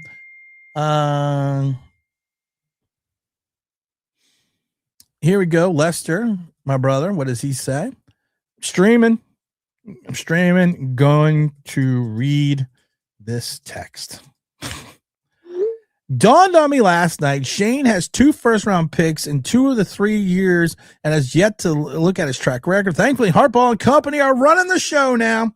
See, now if you just want to get on the air, just text me. Just text me and I'll read your message. Joe Spano says the Bengals could have just paid Trey Hankins and kept the 10. Better off, don't do crack. Gentlemen, which brings me to my next point. Don't smoke crack. AJ Marshall, what's up, brother? We have the opportunity to dramatically improve our defense in one weekend. We ought to do it. I agree. And we've kind of come to Elvis was going to do the draft this year. I'm thinking this might be a black tie affair. We've talked about this yesterday. I might have to put on a tuxedo and do this entire draft. I got to talk to Dom because Dom is always my co-host. This year they're doing the draft at Hudson Yard. I'm not going to that. I love it because I talk to people. It's a free event. Anyone can go. And I love it because everyone I talked to was like, no, don't go there. You should not go to that. So I'm going to be home doing this. And I don't know, I might potentially maybe rent a hotel room, get someplace. And what's up? What's up, Christopher? Hola. ¿Dónde está el baño, por favor? No, I might do that. Joe, what is Joe Ferry says? Yeah, you are still getting rid of an excellent player. Maybe no matter how you dress up to polish the turd, fuck it. Thursday is going to be badass. It's going to be badass, Joe, man. I want you there, brother. Big Greg, what's up? What's up, Giant fans? Later, Dex. Giants kicking off as of yesterday. Go Big Blue. We are going to rock out with our cocks out for the next 4 days, starting tomorrow. Well, actually starting today. A stream every day through Saturday. 2 streams on Thursday. Now, by my math, that's 497 streams in a week. So stay tuned because we're going to have guests. We're going to have surprises. We're not going to have giveaways because evidently my CFO is telling me no more giveaways. So we still got stuff to give away. You know what we're going to give away tomorrow? I got multiples of them. We're going to give away an autographed copy of Leonard Marshall. That's what we're going to give away tomorrow. When we hit 105 likes, I'm going to give away another copy of Gary Myers' books. But tomorrow we are giving away an autographed copy. We're giving away an autographed Leonard Marshall photo. I'm going to put it right up here so I remember. I think it's funny. I have like 5 of those. Leonard Marshall doesn't know my name, but he knows my face. Because every time we go to the coaches club, there's Leonard Marshall signing autographs. And there was one day that he was by himself and no one was going over there. So I was like, I'm going to go over. And I think I was with James. I'm like, I'm going to go over there. I said, that's Leonard Marshall. I said, I think I'm going to go over there and just say hi. And so he recognized me. We started talking. And then I love it because he goes, you want to hear a story? It's like, no. No. Because I heard all the stories. Because I've heard all the stories the last 4 times I talked to you. And then he's like, like an autograph? I'm like, sure. So then I'm in the office one day. And I'm looking around. And I have all this stuff like lying around. I mean, literally. I mean, we talked about it before. I stole the chest. I stole the booty chest. It was lying there on the field one day, so I took it. And you know what's funny? This is the booty chest for the takeaway chest. Yeah, it was empty. But I was like, I have 4 other autograph pictures of Leonard Marshall. Got my Lawrence Taylor one, keeping that. Got Amon Bradshaw up there, keeping that. I got tons of autographs all over the place. What are we at here? Christopher Webb says, Tim, I would love to join the show, but I'm on kid duty at the moment. Okay, watch this. Click. There's the Muppet Babies. I need 5 minutes. Just busting your chops, man. Just busting your chops, Chris. I'll come on your show. Let's see here, Mr. Lova. Nice. I need that photo. All the times you've gone with me to things, Lester, you haven't gotten any autographs. How many likes to get a Hellcat? No, I have a baby demon. So that's even better than the Hellcat. How many likes we're at? We're at 94 likes. I've already said it before, guy. 105 likes. We're going to do one last giveaway. 105 likes. And you're going to get a copy of Once a Giant, Gary Meyer's book, talking about the 86 team. He doesn't just talk about the team from a week-to-week perspective. This is a book that goes through the history of this team, the camaraderie from this team. There are stories on this team that you probably never heard of before, but there are stories of hardship on this team and triumph, and how Bill Parcells is given away probably about $3.5 million in cash to former players. It's a great read. We hit 105 likes. We still are only at 94. When we hit 105, we'll give one more copy away. We're going to give one more copy away. Leonard Marshall got like the guy who tells you the same joke every time. It's funny the first 100 times, but then, I love Leonard. But I do laugh. Like I said, it was funny as shit because he doesn't know my name, but he knows me by my face. And I just love it because he's like, hey, you. I'm like, don't pull that shit. That's what I do to people that don't remember their names. And I'm not great at names, but I've come up with a great equalizer. Everyone's either bra, brother, hoss, boss, brother, man. As a biker, I can use bra and I can use brother. So that's how that works out. Let's see here. Williams says it's easier to find a defensive line that can stop the run than a linebacker who can stop the run. Trading Dex makes us better all around defense if you get a couple run stuffers up front. Boom. There's an explosion. And if I knew exactly where the explosion was, I would play it.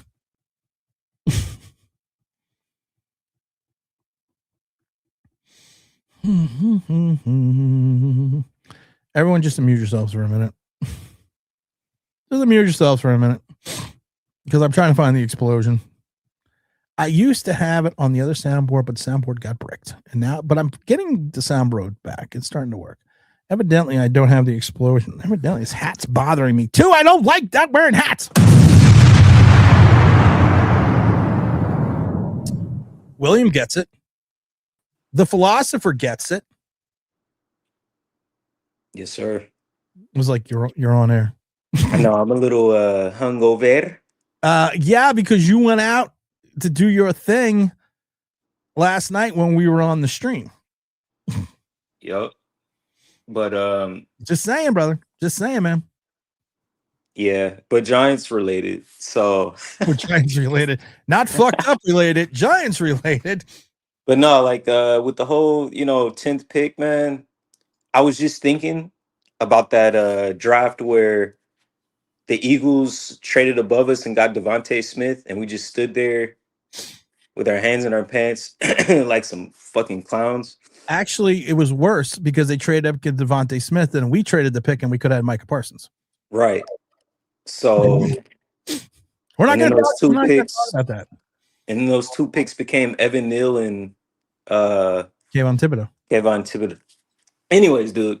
So I want to call this the anti-Devontae Smith draft because now we are taking control. We are grabbing our nuts and we saying, look, this is what we want to do. and we don't care what y'all want to do. Because I was hearing all this little scuttlebutt about the Cowboys trading up, and all these other teams are trying to trade up to 3 and 4. And it's like, that really would have screwed us over because they probably would have picked all the exceptional players in this draft. Because, like you said, it's only like a handful of exceptional players in this draft. So if we found ourselves in a position where, and like this could still happen, knock on wood, but Styles and Downs get picked before 5. No, that's no. I don't think that could happen, but I'm just saying, I was you like, never know. You need to go past the Deutsche to the left hand side, because Mendoza's going. Mendoza's going 1. I don't see the Jets moving out because they love Arvell Reese. The only teams that I would think that would trade with the Cowboys would be the Cardinals. But the Cardinals need a linebacker / edge, which it could have been David Bailey or Big Francis out of Miami, and Tennessee's taken Love. So even if the Cowboys were to jump us at 5, you still have so many. Listen, if Love is gone and Styles is gone, I know this is event against everything that I have been saying for the last 2 weeks. I'm gonna take Downs at 5.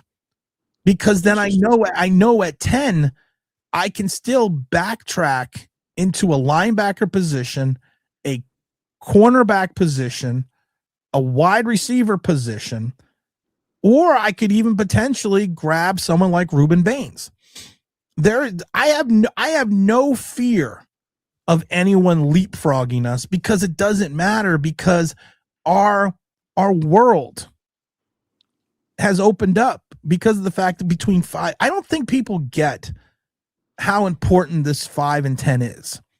5 and 7 the years ago was the building block, which we never built on. But this 5 and 10 in this draft, where the Giants have positions of need, this is a strong draft because we can get a wide receiver, we can get a linebacker still, we can just grab Downs at 5.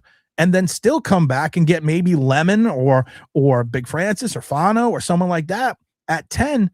It really, like I said, the way this board plays out is going to be what dictates the Giants draft. I don't think the Giants are going to try to dictate this draft. I think they understand that all their positions of need are readily available at 5 and 10, no matter whom does what on a trade. And I think only one team with the Cardinals would be trade up with the Cowboys. Yeah, I think at 10, we might have one of the best corners in the draft fall to us. And I don't know, man. I think 10 is going to be harder to trade out of than 5. You know what I mean? Because I think there's going to be more talent that just falls to us at 10. At 10. Yeah, I agree. And so it's like, if it was me and somebody offers me something still in the first round with 5, I might have to take that. I'm gonna throw out a tidbit. And I wasn't going to throw this tidbit out because I threw out the tidbit from Cincinnati and we weren't wrong. But I got another email. On Saturday, and I didn't really read it to this morning. But here's the thing, and this is something that this does not happen often, but there is a rationale with the New York Jets, of course, needing a quarterback, needing to build the future. And there are people in the Jets organization that love Ty Simpson. There is talk, and this person works around New York media in some segments. There is talk that the Jets may want to trade out of 16 up into the top 10 or near the top 10 so they can get Ty Simpson. And the Giants have done trades before with the Jets, but there is talk that there could be a swap for 10 and 6 that includes a second rounder back to the Giants. So it'd be falling down 6 spots, getting the Jets second rounder, and swapping 10 for 16. And when I read that, I was kind of like, no, I don't want to do that. But then I'm like, okay, you don't have a third rounder. You can get a high second round. You can get a high second rounder. And even if I drop down to 16, I kind of think that Lemon is still going to be there. I think that Tyson Jordan's still going to be there if you want to go wide receiver. I think Caden Proctor is going to be there. I think there's a lot of guys. I think Chris Johnson, who we've talked about, the corner is going to be there. And I think there's a lot of guys that you could get just by moving down 6 spots. And like I said before, I don't think there's going to be a rush on defensive tackles like there was last year. So I think someone like Caden McDonald is going to be there as well. So you could potentially still get Caleb Downs, your run stuffing defensive end, and 2 picks in the second round. Just a rumor that I heard. I don't think Lemon's gonna last to 16. Oh, I do. He like you were saying, he is the best, like, pound for pound receiver. He doesn't have the size, but he has everything else. Listen, outside of Arizona, who needs a wide receiver, Cleveland needs a wide receiver, but they need offensive linemen more than that. Washington needs a corner. I think you're going to go offensive linemen probably with the Saints. I think Kansas City goes defense. We know who picks at 10, so we don't need to worry about that. I think Carnell Tate goes. I think the first wide receiver off the board is at 11, the Tate. I think Dallas is going to go defense. I think if you take a look at what Detroit needs, I think they're going to go offensive linemen. I have a feeling that Baltimore Ravens are going defense. I think the Tampa Bay Buccaneers are going to go edge rusher. And then, like I said, and then you're sitting there at 16, and I think you're going to see, I think Lemon is still going to be sitting right there at 16, along with Tyson Jordan. So you think Tate, then where would Tate go then? Tate, what did I say? Dude, I'm doing this in my head. I think Tate's I think Tate is going to be Malik Willis's partner in Miami. So Okay. I think Tate goes 11. Okay. That makes sense. I mean, but I like that deal because, like I said, I mean, I just think that if you go, we don't have a third round. So if you get a second rounder, then that kind of makes up for not getting it. If you get another second rounder from the Jets, right, then that makes up for not having a third, because I think that's where a majority of the talent is in this draft, is in that first 100. Yeah. And then it kind of drops off. But like you said, the positions of need for us are kind of deep in this draft. It's very deep. So now remember also when someone just private messaged me, why would the Jets lose their second rounder to move up 6 spots? They also have the 44th pick, the Jets, from the Dallas Cowboys. So they have 2 second rounders. They have the 33rd and the 44th. right, yeah. We got some ammunition to work with, though. They just got to make the right decisions on the actual players. Yeah. And then we could actually have a team with some depth in certain positions. Depth and talent. I know. We are not allowed to do that. That's not allowed. That's not allowed, man. What are you thinking? Man, there's so many good linebackers in this draft too, man. It's exciting because, like, there's a lot of different skill sets that I've seen from the players I've looked at, and we really could have like some utility players on I haven't seen us have like utility players on defense in a minute. You know what I mean? Yeah. Like I said, I want positional players though. I don't want jack of all trades, jackknife players. I've talked about this. I forgot who we talked about it the other day. And he was basically saying the same thing, that we don't want to keep seeing guys that it was Gary Reasons. Gary Reasons even said to the point that he thinks it's to the detriment that people aren't positional, that they try to have this. Well, he could play defensive end. He could play linebacker. We can play him out at safety. That if you're not truly learning your craft at one position, that you're being a detriment to the team because there's no continuity. And I actually have to agree with Gary Reasons on that there's no continuity. If the Giants, the only thing I would like to see with like Sonny Styles, I've said it before, I don't want to move him to safety. I don't want him to Isaiah Simmons it and flip flop here and there. If you want to make him a dual position player, I want him either an inside linebacker or an outside linebacker and call it a day. use his skill set to the variety of the position of the linebacker, because he can still be a coverage guy in a 3-4 linebacker situation as an outlet side linebacker, and he's more of an off the ball linebacker, but I think he can play on the outside as well. Yeah, I think he could be special in his defense with the defensive coordinator that we have, and just his potential, because I feel like he's still learning the game in linebacker. So yeah, he's only played it. He's only been a linebacker for 2 seasons. People forget he used to be a safety. Yeah, I love AJ Marshall, Sonny Styles, Downs, Chris Johnson at 37. Yeah, I've talked about that as well. I love Chris Johnson in the corner. I think he could be like the kid from that's on the Eagles out of Toledo.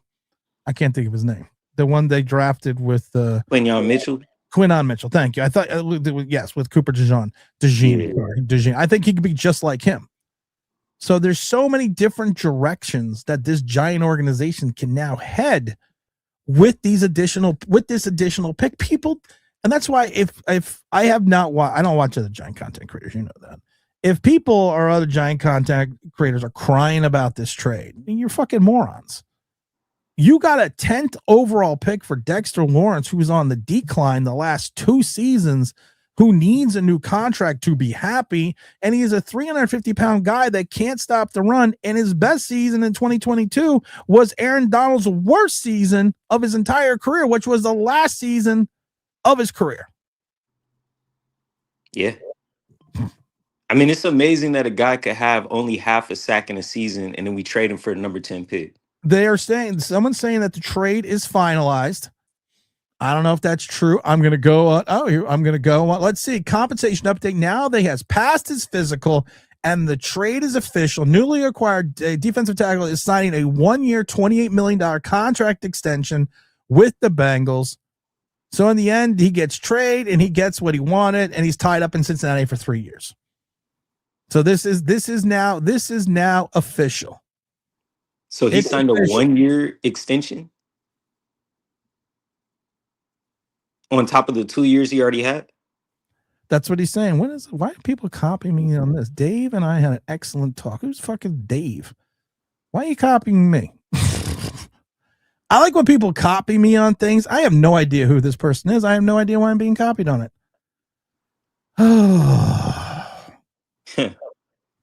I don't think he's going to get to the end of that contract. I don't think he's going to get to the end of the contract either. Sent a photo. Who sent the photo? Oh, I love this with Dexter. Don't cry for me, Argentina. So the compensation is done. He gets his extension. He gets an additional year at $28 million. And it's done. So you know what? We never need to talk about Dexter Lawrence again. Did we hit 210? We have 150 people watching on that one platform, another 100 watching on the other. We are 8 likes away. We get 110 likes away. Philosopher, what should we give away? Should we give away a copy of Once a Giant, or should we give away a copy of the Gary Reasons book? Which one should we give away? Which one have you given more away of so far? Which book? I don't fucking know. You've been doing a lot of the Once a Giant, so we want to give away a copy of the Gary Reasons book, A Reasons to Believe. Yeah, you might want to switch it up. Which one am I giving away? I don't know. Why you? I just told you. Why the fuck you ask questions like that? Well, did I say 105 or 110? You said 110. Okay, we're 5 away from 110. Gary Reasons book. We'll give away a copy of this is the last giveaway because my CFO says we're giving away too much stuff, and I have to watch my show producer here. Telling we're giving away too much stuff. We're going to give away at 110. We're going to give away a copy of Reasons to Believe, the Gary Reasons book. So make sure you stay tuned for that because we're 5 away. Oh, this is tiring, man. Yeah, this is like almost there. This is like work. You got 5 more likes. That's nothing. Yeah, I know, but this is like work.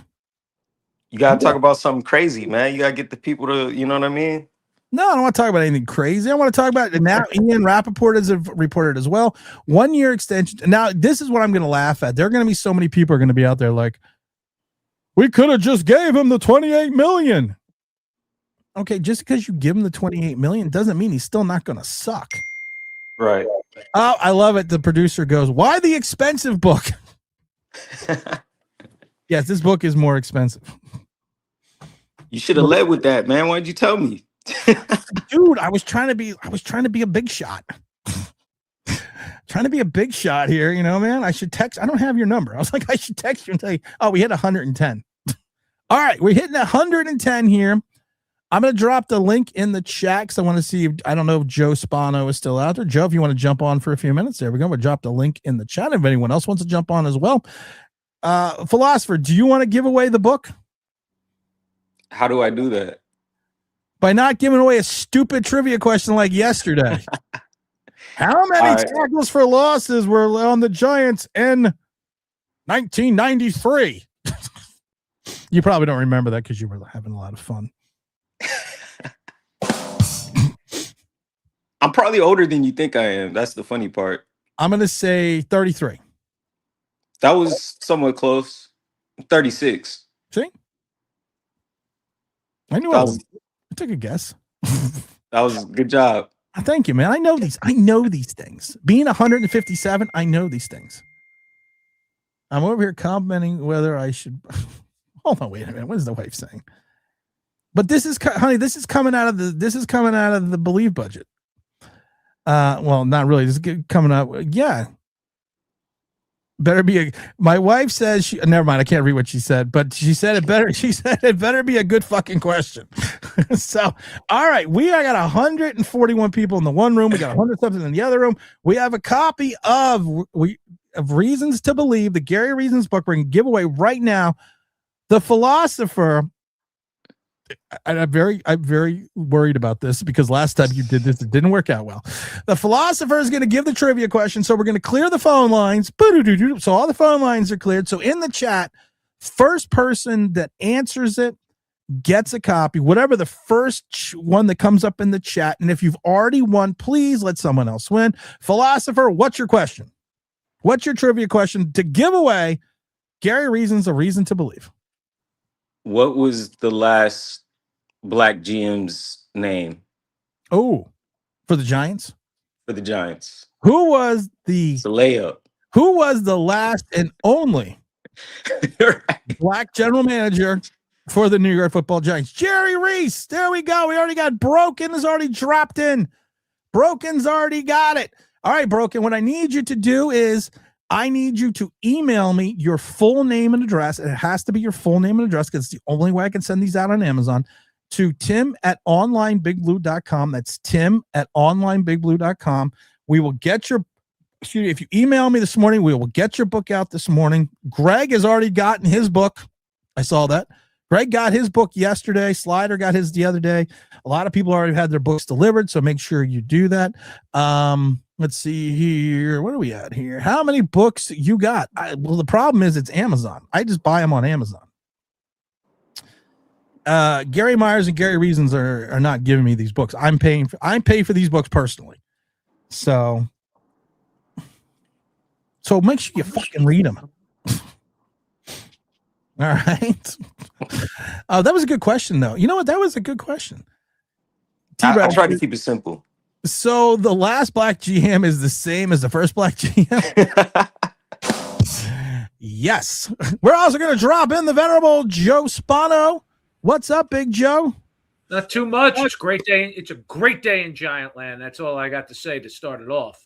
Well, that is I got to see what this Brandon says right here. Hey, Tim, why are some of the Giant content creators and fans so mad that we traded Dex?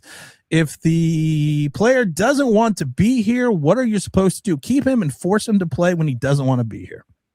If he's good, yes. If he's good, yes. If he's good, yes. Who's the OBB squad? I don't know who the OBB squad is, but they have a wrench next to which I have no fucking clue what that means. But yes. You say I have a plethora of piñatas? I don't know who OBB squad 11 is when the wrench. I don't know what that means. Maybe they come out and fix the car. I hope not. My battery in my truck is dead. So I gotta work on that. But that's I don't. You handy with stuff like that? You do it yourself, or you have to call somebody to come out? I call myself. Man, you wear a lot of hats. Yes, I do. Now, can you pay yourself out of the Believe budget, or does the CFO of Online Big Blue the Believe budget's doing this right now? Because every time I give away a book, let's put it this way, guys. Every time I give away a book, that means I have to do like 8 more podcasts. Right. Well, the questions are going to get harder then. I thought that was a good question. It was. So it's my sock Muppet. It's the sock Muppet. Thank you, evidently. How did you change your name to that, sock Muppet? Oh, that's an official moderator now. Oh yeah, we're big time now. We're big time, guys. I don't want to talk about how big time we are here. We're just gonna remember this. Who got the Cincinnati thing right? Who talked about a Jets trade? Because you will. I'm a cop, and you will respect my authority. You're gonna respect my authority from now on. Let's see. Lester says the NFL Network traded Dexter Lawrence to the Bengals in exchange for 76 Cincinnati. Yeah, we got that, brother. So Joe, it's done. It's official. We don't need to talk about Dexter Lawrence ever again. Anyone can now wear 97, because I don't really think it was ever a number that was associated with a great player. So we know you could give it to DJ Reader. Okay. Where do the Giants? We were talking with the philosopher and some other people. There are so many directions the Giants can go in here. It's not even funny, because of the fact that you could keep 10, you could trade down, you could trade down a little bit lower, jump back into the second round, jump back in the third round. You could grab 2 players. You can go defense. You can go offense. You can go, like I said, I want to go one side of the ball. I want to go Styles, Downs, and Hunter. But if you went with, even if, let's say, Styles is gone, you can go grab, Caleb Downs now at 5 and Lemon at 10. There is so many ways and so many things that the Giants could do now. Is there any thought process now, as we take a step away and look at the perspective of what the Giants could do and what the Giants might do? Well, I like the idea in many cases of letting this draft come to me and then moving around it. That's what I like. As I see fit. And I think that's a lot of what you're going to see Harbs do. As you increase draft capital, now if there's guys you like and they're within earshot, you move up and get them. If there's guys if you're in a cluster of guys and you'd be satisfied with any of 5, now you move back a few spots and add a piece. Those 3 6th-round picks with all this additional draft capital, they get even more valuable, because everybody's like, oh my God, we don't have a 3. Well, I'll make the case you kind of do have a 3. You got 105 at the top of the 4th. You take one of those 6s, you package it with 105, bam, you're back in the 3rd round. If there's somebody you got to target, like a Jalen Farmer out of Kentucky to be your starting right guard next year, you go get him. Maybe you don't get Caleb Downs, so you go get Bud Clark out of TCU late in the 3rd round. You can do things like that. You have enough draft capital to manipulate the draft, bring in guys you believe fit this system and can be impact players all the way through the 4th round and even beyond from day one. So they got a lot of directions they can go. I don't necessarily think they're going one side of the ball or the other. I think they're going to solve a lot of problems. Here's the thing that kills me about the New York. Here's the thing. Got your email. I'm not sure if it's the Gary Myers. Yes, it's the Gary Myers book. Send the Gary Myers book out. You know what? I'm sorry. That might be considered sexual harassment, calling my CFO honey. Baby doll, send out the Gary Myers book. Honey, take a letter. Joe and philosopher, you have certain Giant fans that are pontificating the fact that in this free agency, the Giants have not touched the the offensive line. And I keep saying this over and over again. I keep bringing this up with the Giants. If you look at it, the Giants are returning 4 out of 5 starters on the offensive line. I don't think people get that.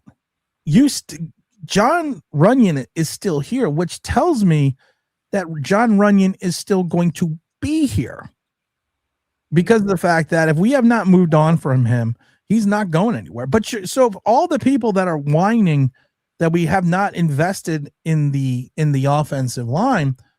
Could you explain to them what the regards is in reference to continuity with the New York Giants, considering you're returning 4 out of 5 starters? I actually like the Lucas Patrick signing, and the fact that, are we all just forgetting about Marcus Bowe?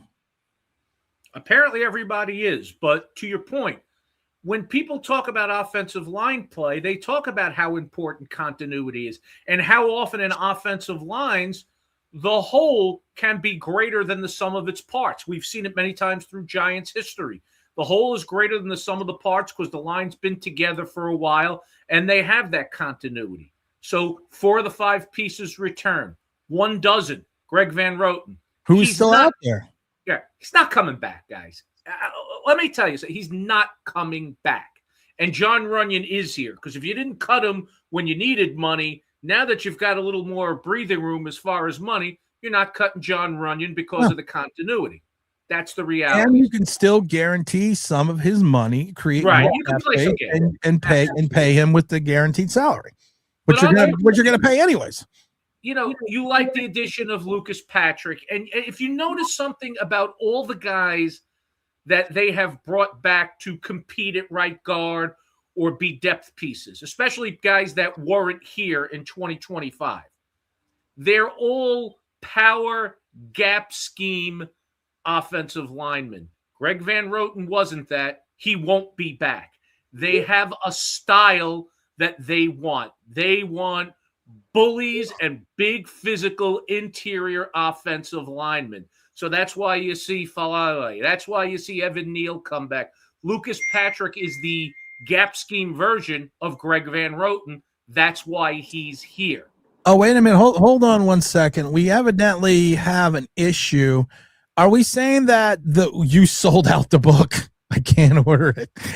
Are you saying that the Gary Myers book is no longer available on Amazon? Evidently, my CFO is telling me that the Gary Myers book is no longer available on Amazon. Okay, well, let me double check that because that would be pretty funny. Yeah, but to go off what Joe was just saying, I think also what you see is that the Giants have not shown that they have a huge value for the guard position in terms of draft value. You know what I mean? With this Joe Schoen administration, I guess you could call it. You don't see them draft high a guard in any of these drafts. And I don't think they're going to start now with this draft, even though I think there's some really good guards in this draft that could go potentially even in the first round. The guard from Penn State. And philosopher, to your point there, historically, John Harbaugh has liked to target the middle rounds for guards. And there is a glut of middle round gap scheme power guards. My favorite again is Jalen Farmer out of Kentucky. You may have to move into the third, take one of those 6s, take that pick at 105, move up, grab Jalen Farmer. You plug him in as your day one starter at right guard. He's powerful enough to handle all that gap stuff, and he can pull. He's fast enough to pull. So he would be a perfect fit to start. I think they're going to focus on building the interior of the offensive line this year in the middle and late rounds of this draft. Hold on 1 second. Whoever won the book, whoever just won the book for Gary Myers, we actually did. Gary Myers' book is not available. It will be available, won't be available until the 27th. So we're going to send you probably a copy of the Gary Reasons book because my show producer / CFO / my baby doll is telling me that and actually just texted me that the book is not available. So we can. Did it say it was out of stock? It's out of stock. Wow. Come on, Straight Talk Big Blue, and instantly your book sells out. Coincidence? I don't think so, man. Joe. When you're going to pitch something like that, it's New York Giants Straight Talk. You got to get the show name right. Because now people are looking like, who the fuck is the New York Giants Big Blue? Come on, man. We're selling shit here. We're trying to sell stuff. Oh my God. That's why I love you, Joe. That's why we love the Spano. I'm just gonna call you the Spano. I like that. That works. But the book is sold out. Great stuff. Order that. Just send. Hold on, I got it right. Just send that. We're gonna send you. We're still gonna send the person who won the book a copy of the book. We have a way to fix this. So you are still gonna get your copy of the book. You may get your copy of the book a little late. It looks like it won't be there till the 27th. So we're gonna keep doing that. Joe Ferry says Tim giving away books like anyone in YouTube chat knows how to read. I don't know how to fucking read. We don't know how to do that. Let's see, Matt. You can get multiple high picks for an earlier pick. Joey sacks of potatoes. I don't think that is. Let's see here. Trade back. This is a good one, guys. Trade back on both number ones. Gather up a bunch of picks. I don't know, man. I can't see that. Sometimes don't you just have to get your guy? If there's a chance to get difference makers, impact guys, all pro type guys, sometimes you just got to take them. I like the Tim approach where you let it kind of, and what we've been talking about, let it come to us. If the guys you want are there, take them. If not, trade back, play the game, but get impact guys early and then solve problems as you move along and fill out this roster with quality, cheap pieces because, as we've talked about before, there's almost nobody under contract for 2027. I love it. Look at Joe Spano. Still in his prime with these takes. AJ says, let's not overrate it either. Every beat writer and pundit was shocked they got the first for him, let alone a 10th overall. I mean, honestly, you heard so many people say, if you got a late first rounder, jump on it. You may get a second and a 4 at best for Dexter Lawrence. And for Cincinnati to throw down a 10. I mean, I don't. I'm like I said, I'm not talking about Dexter Lawrence. I'm talking about the trade. But to throw out a 10th overall pick and then give this guy $28 million, when, if we're perfectly honest, the run defense of the Bengals is worse than the Giants. At least nothing will change. Exactly. It won't get any better, but it won't get any worse. No. And you know, it's funny. We've always said this in sports when it comes to the draft. You only need one. Yeah.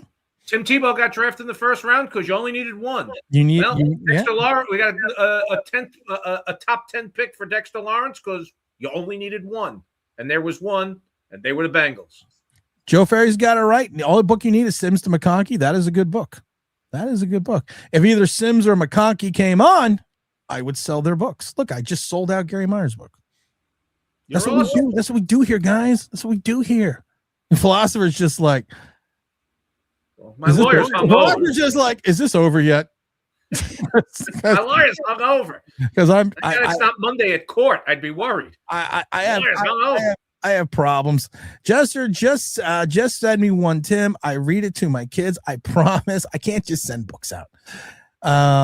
We're done giving away books. We're going to give away starting tomorrow. We're done with the book giveaways because this is a special week. It's draft week. We're going to give away, and we've talked about it before, we're going to give away links, and they're good for about 60 days, I believe.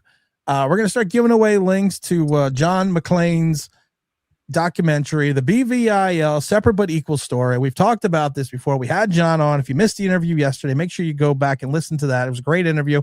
So we're going to give away links to his documentary starting tomorrow. But I do want to talk to John about it before I start doing that. But I just want to get, I know he's probably not going to care, but I just want to double check to make sure that hello, dog. That's Dylan, baby. He's Dylan. Your favorite. Well, see, I'm even number one with dogs. I'm number one with dogs, and I'm number one. What's it? That Sims book is one of my all-time favorites. Say philosopher. Daddy gets in trouble. Philosopher's going to fix it. Philosopher's sitting there going, "Is that a cat?" No, I'm trying to like he's so bushy. I'm trying to get a good look at him. Yeah, he's a schnauzer. So he's got a beard and He said. mustache. He's a wise old man. There you Nice. go. Get up there. Oh, that's, my God. that's a nice dog right there, man. My buddy. All Got me right. through cancer. Well, there you go. So that's Wow. good. That's what we like to hear. The Sims book is my all-time favorite book. The Sims book 6-7 is a good book. I'll send him the expensive book. I can't send the used book as. All right. So whoever won, we can't send a copy of the Gary Myers book because all they have is used copies available, but we can't send it as a gift. So we're going to send you a copy of Reasons to Believe. So that I do apologize for that, but we're going to send you a copy of Reasons to Believe because of the fact that it's not available right now on Amazon. Whoa, Spano's dog is so well behaved, unlike James Stein's dog. I always love when James Stein has to go chase his dog. So when he comes on the show. And he doesn't even say anything. He just leaves. I'm not here anymore. Bye. That's literally what it is. I'm not here anymore. I'm done. Broken. That works. I sent an updated address. Oh, you said, well, hold on. Wait a minute. You have an updated address? CFO, don't send that book out yet. Because evidently different addresses for different books. Because we have an updated address.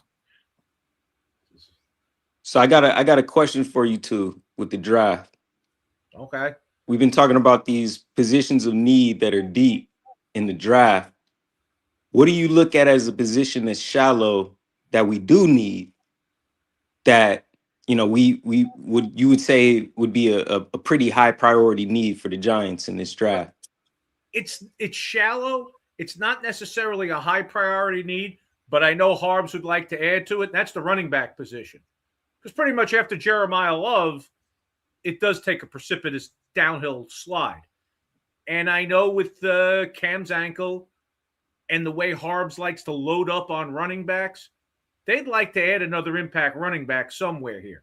And if you don't get Jeremiah Love, you're probably not getting a true impact back. So I would say that I would say that spot, an interior pass rusher, because there's never a lot of them around.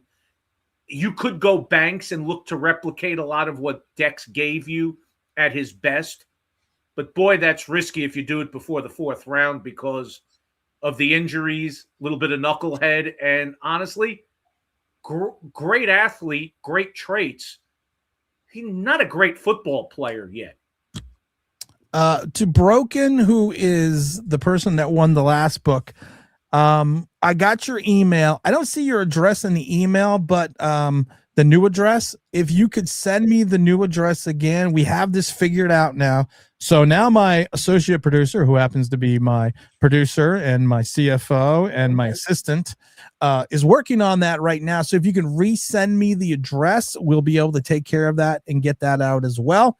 I did get your email, and I do see you want to send it to another address because of the fact that you're going to be later at that other address. So we're definitely going to take care of it. We definitely will take care of that. My sister has a Schnauzer. Great little dogs. Thank you. Like, see here. What's going on with the kicker? Well, we have a Pro Bowl kicker in our punter, and we got the guy from Miami who is a Pro Bowler. He missed last season with a hip injury. So I think special teams is pretty well wrapped up. And you'll probably pick up a guy. You'll pick up a camp leg. We always talk about the camp arm. You'll pick up a camp leg, and then we'll go from there. McLovin sent Tim his address, and look what happened to him. Be careful. Who is? By the way, I got to ask this because who is this little shit? Who is McLovin? All right. Well, first of all, we got to play this. I am McLovin. All right, that part I know. We got that. McLovin is a content creator, or was a content creator, who accused me of very, very bad things. And then his proof was that I looked down during live streams. Oh, and some people were like, well, the problem is that I look down at live streams all the time. You must be up to no good all the time. Listen, maybe you should become a private investigator, McLovin. Listen, half the time I look down because, some people even say it's, people say sometimes you forget you're on camera. Yeah, I do. So I read emails. I work the stock market. I do my commodities thing. I answer text messages. I read emails from people throughout the league and other places. So I can have them show. I eat. These are all things that need to be done during a live stream. Yeah, so I do it, but he was saying that I was being a sock muppet while I was looking down. And I guess certain people explained to him, well, if you ever watch the stream, Tim looks down probably like 70% of the time. So I mean, it's look at the alternative. You could be looking at me and Philosopher. I'd look down too. Exactly. So I mean, I guess then he kind of figured out. He did a segment of a video about how terrible I am. And I always tell people that, especially content creators that are young and coming up, that you're going to fuck me over. And I know it. And I literally tell these people this immediately, that everyone that I help that starts out, you're going to fuck me over. And I get it. And I'm telling you now. And in his video, his ranting video, he talked about how I said this and how, I'm so horrible. But then he fucked me over. And then I think he kind of figured out what he said didn't make any sense. So he kind of disappeared. And now no one knows exactly where he is. Boy, he's got a smart business plan. Let me insult the guy that helped get me started. He keeps going, but I disappear. The damn ads are back on again. Are the ads on again? Because I turned the ads off. Why make money? Exactly. I don't do this for money. I know. I don't do this for money. So I mean, that's the thing. If I did this Remember for that, money, guys. You heard it here first. If I did this for money, I'd be doing this a hell of a lot different. AJ says, gotta run. The revolution isn't going to fight itself. Take care, everyone. Chode Sports says, I love Chode Sports. We are going to get a couple 2 first rounders for Dex. So I guess that we're halfway right. Yeah, sure. What is someone saying here? 9 first rounders, 3 seconds, 6 thirds, and a 4th. Why not? You don't know. What's the worst that can happen if you ask? Somebody says no. Exactly. But we're fine. We're good. We did good. When you really look at the value. Oh, Chode Sports, are you just being a Chode's just being a chode? My producer is telling me the ads aren't on. Listen, this was the other thing about this person. I tell people when it comes, and philosophers already gonna know this. He's followed the show long enough. I have problems with YouTube. I have problems with X. I can't get how many times have I stopped the stream for 20 minutes, like a couple weeks ago, and literally tried to figure out how to turn the fucking ads off, and I couldn't do it. It's made for scintillating radio. It does. It does, right, philosopher? Someone said a guy try to get square peg and round hole. Someone sent me a DM Someone said the DM one day, and they're like, I think my favorite part of the show is Tim trying to figure out YouTube. And I still don't know what this button does on StreamYard. Don't hit it. I want to push it. Oh, don't. Everything will explode. Do it at the end. It might, because then if I do these buttons, I like kind of like this. I kind of like that. Okay, that does that. I don't know. Can you see your face? Yeah, I'm right there. Not anymore. Because I can't see your face. Yeah, hold on, wait. I could do this. Yes. Oh, that's better. They're just layouts. Yeah, there you go. Because people come for this. They come for the money shot, guys. Not you two. It feels like a Zoom meeting. Also true. So it is a Zoom. Oh, that does feel like a Zoom meeting. You're right. What about this? Oh, this is good. I like this. But there's another button over here I don't understand what this button does. Should I say goodbye to philosopher now? Because he's going to hit it. There is a possibility. I love Mike Lee. Don't do it. I do want to. Mike Lee, you've been following the show long enough. You know it's fucking killing Homer me. Simpson in a nuclear power plant. It is fucking. Meeny, miny. It's not even that, but it's fucking killing me because it's a red button. I think that's record. Or no, you're already recording. I'm already recording. Right. And we all know that when you push a red button, nothing bad's going to happen. No. And then there's a button that's got it looks like a monitor with a plus symbol in it. So I like when you scroll over things. And what's this one? This one's got a person with a plus thing. I've only been using StreamYard for 3 years. I don't know what that is. I don't know. That's a can't. Hold on, guys. If everyone leaves, the show's over. Philosopher left. He left. Okay, John, I'm going to push this button. Okay, I'm going to push it. I'm going to push this button right here. I'm going to push it. Tim needs the old throwback intro. I do the throwback intro every once in a while, Greg. You know that. Okay, I'm going to push this button. Okay, if anything happens, I love you all. Oh, okay. Oh, it put up a Dropbox. Slides, PDFs, extra camera, video file, and image. Oh, so can I oh shit, I could load things instead of doing it the other way. Oh, okay, cool. All right. Oh no. Now then what does this button do with the person? Okay, I gotta drop Philosopher out. All right, I would just hang out for a second. We're done. But we're done?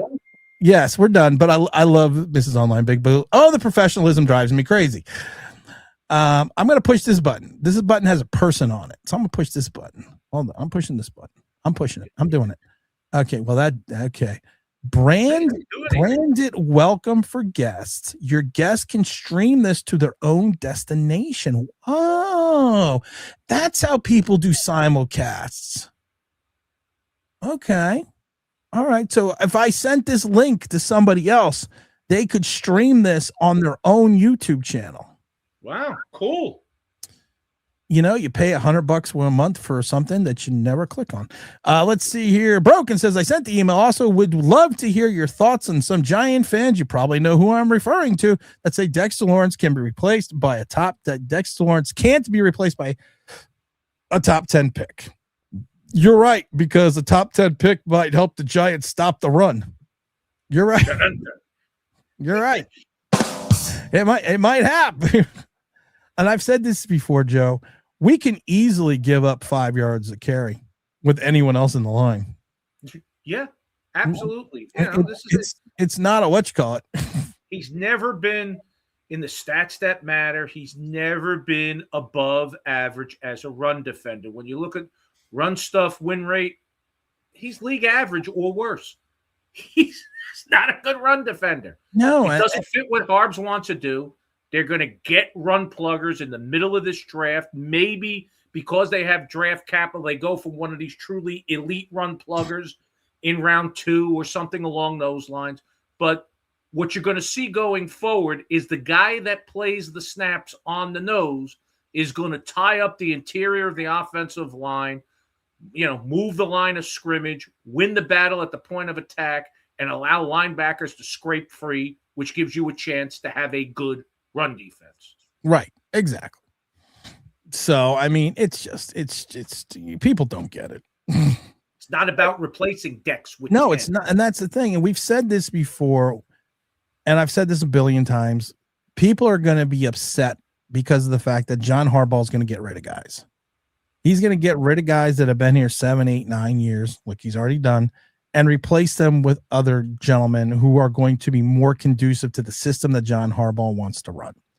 And I've said it before, a lot of Giant fans are going to get pissed because he's going to move on from guys that you like, or you like because they've been here for so long and you think they're productive players.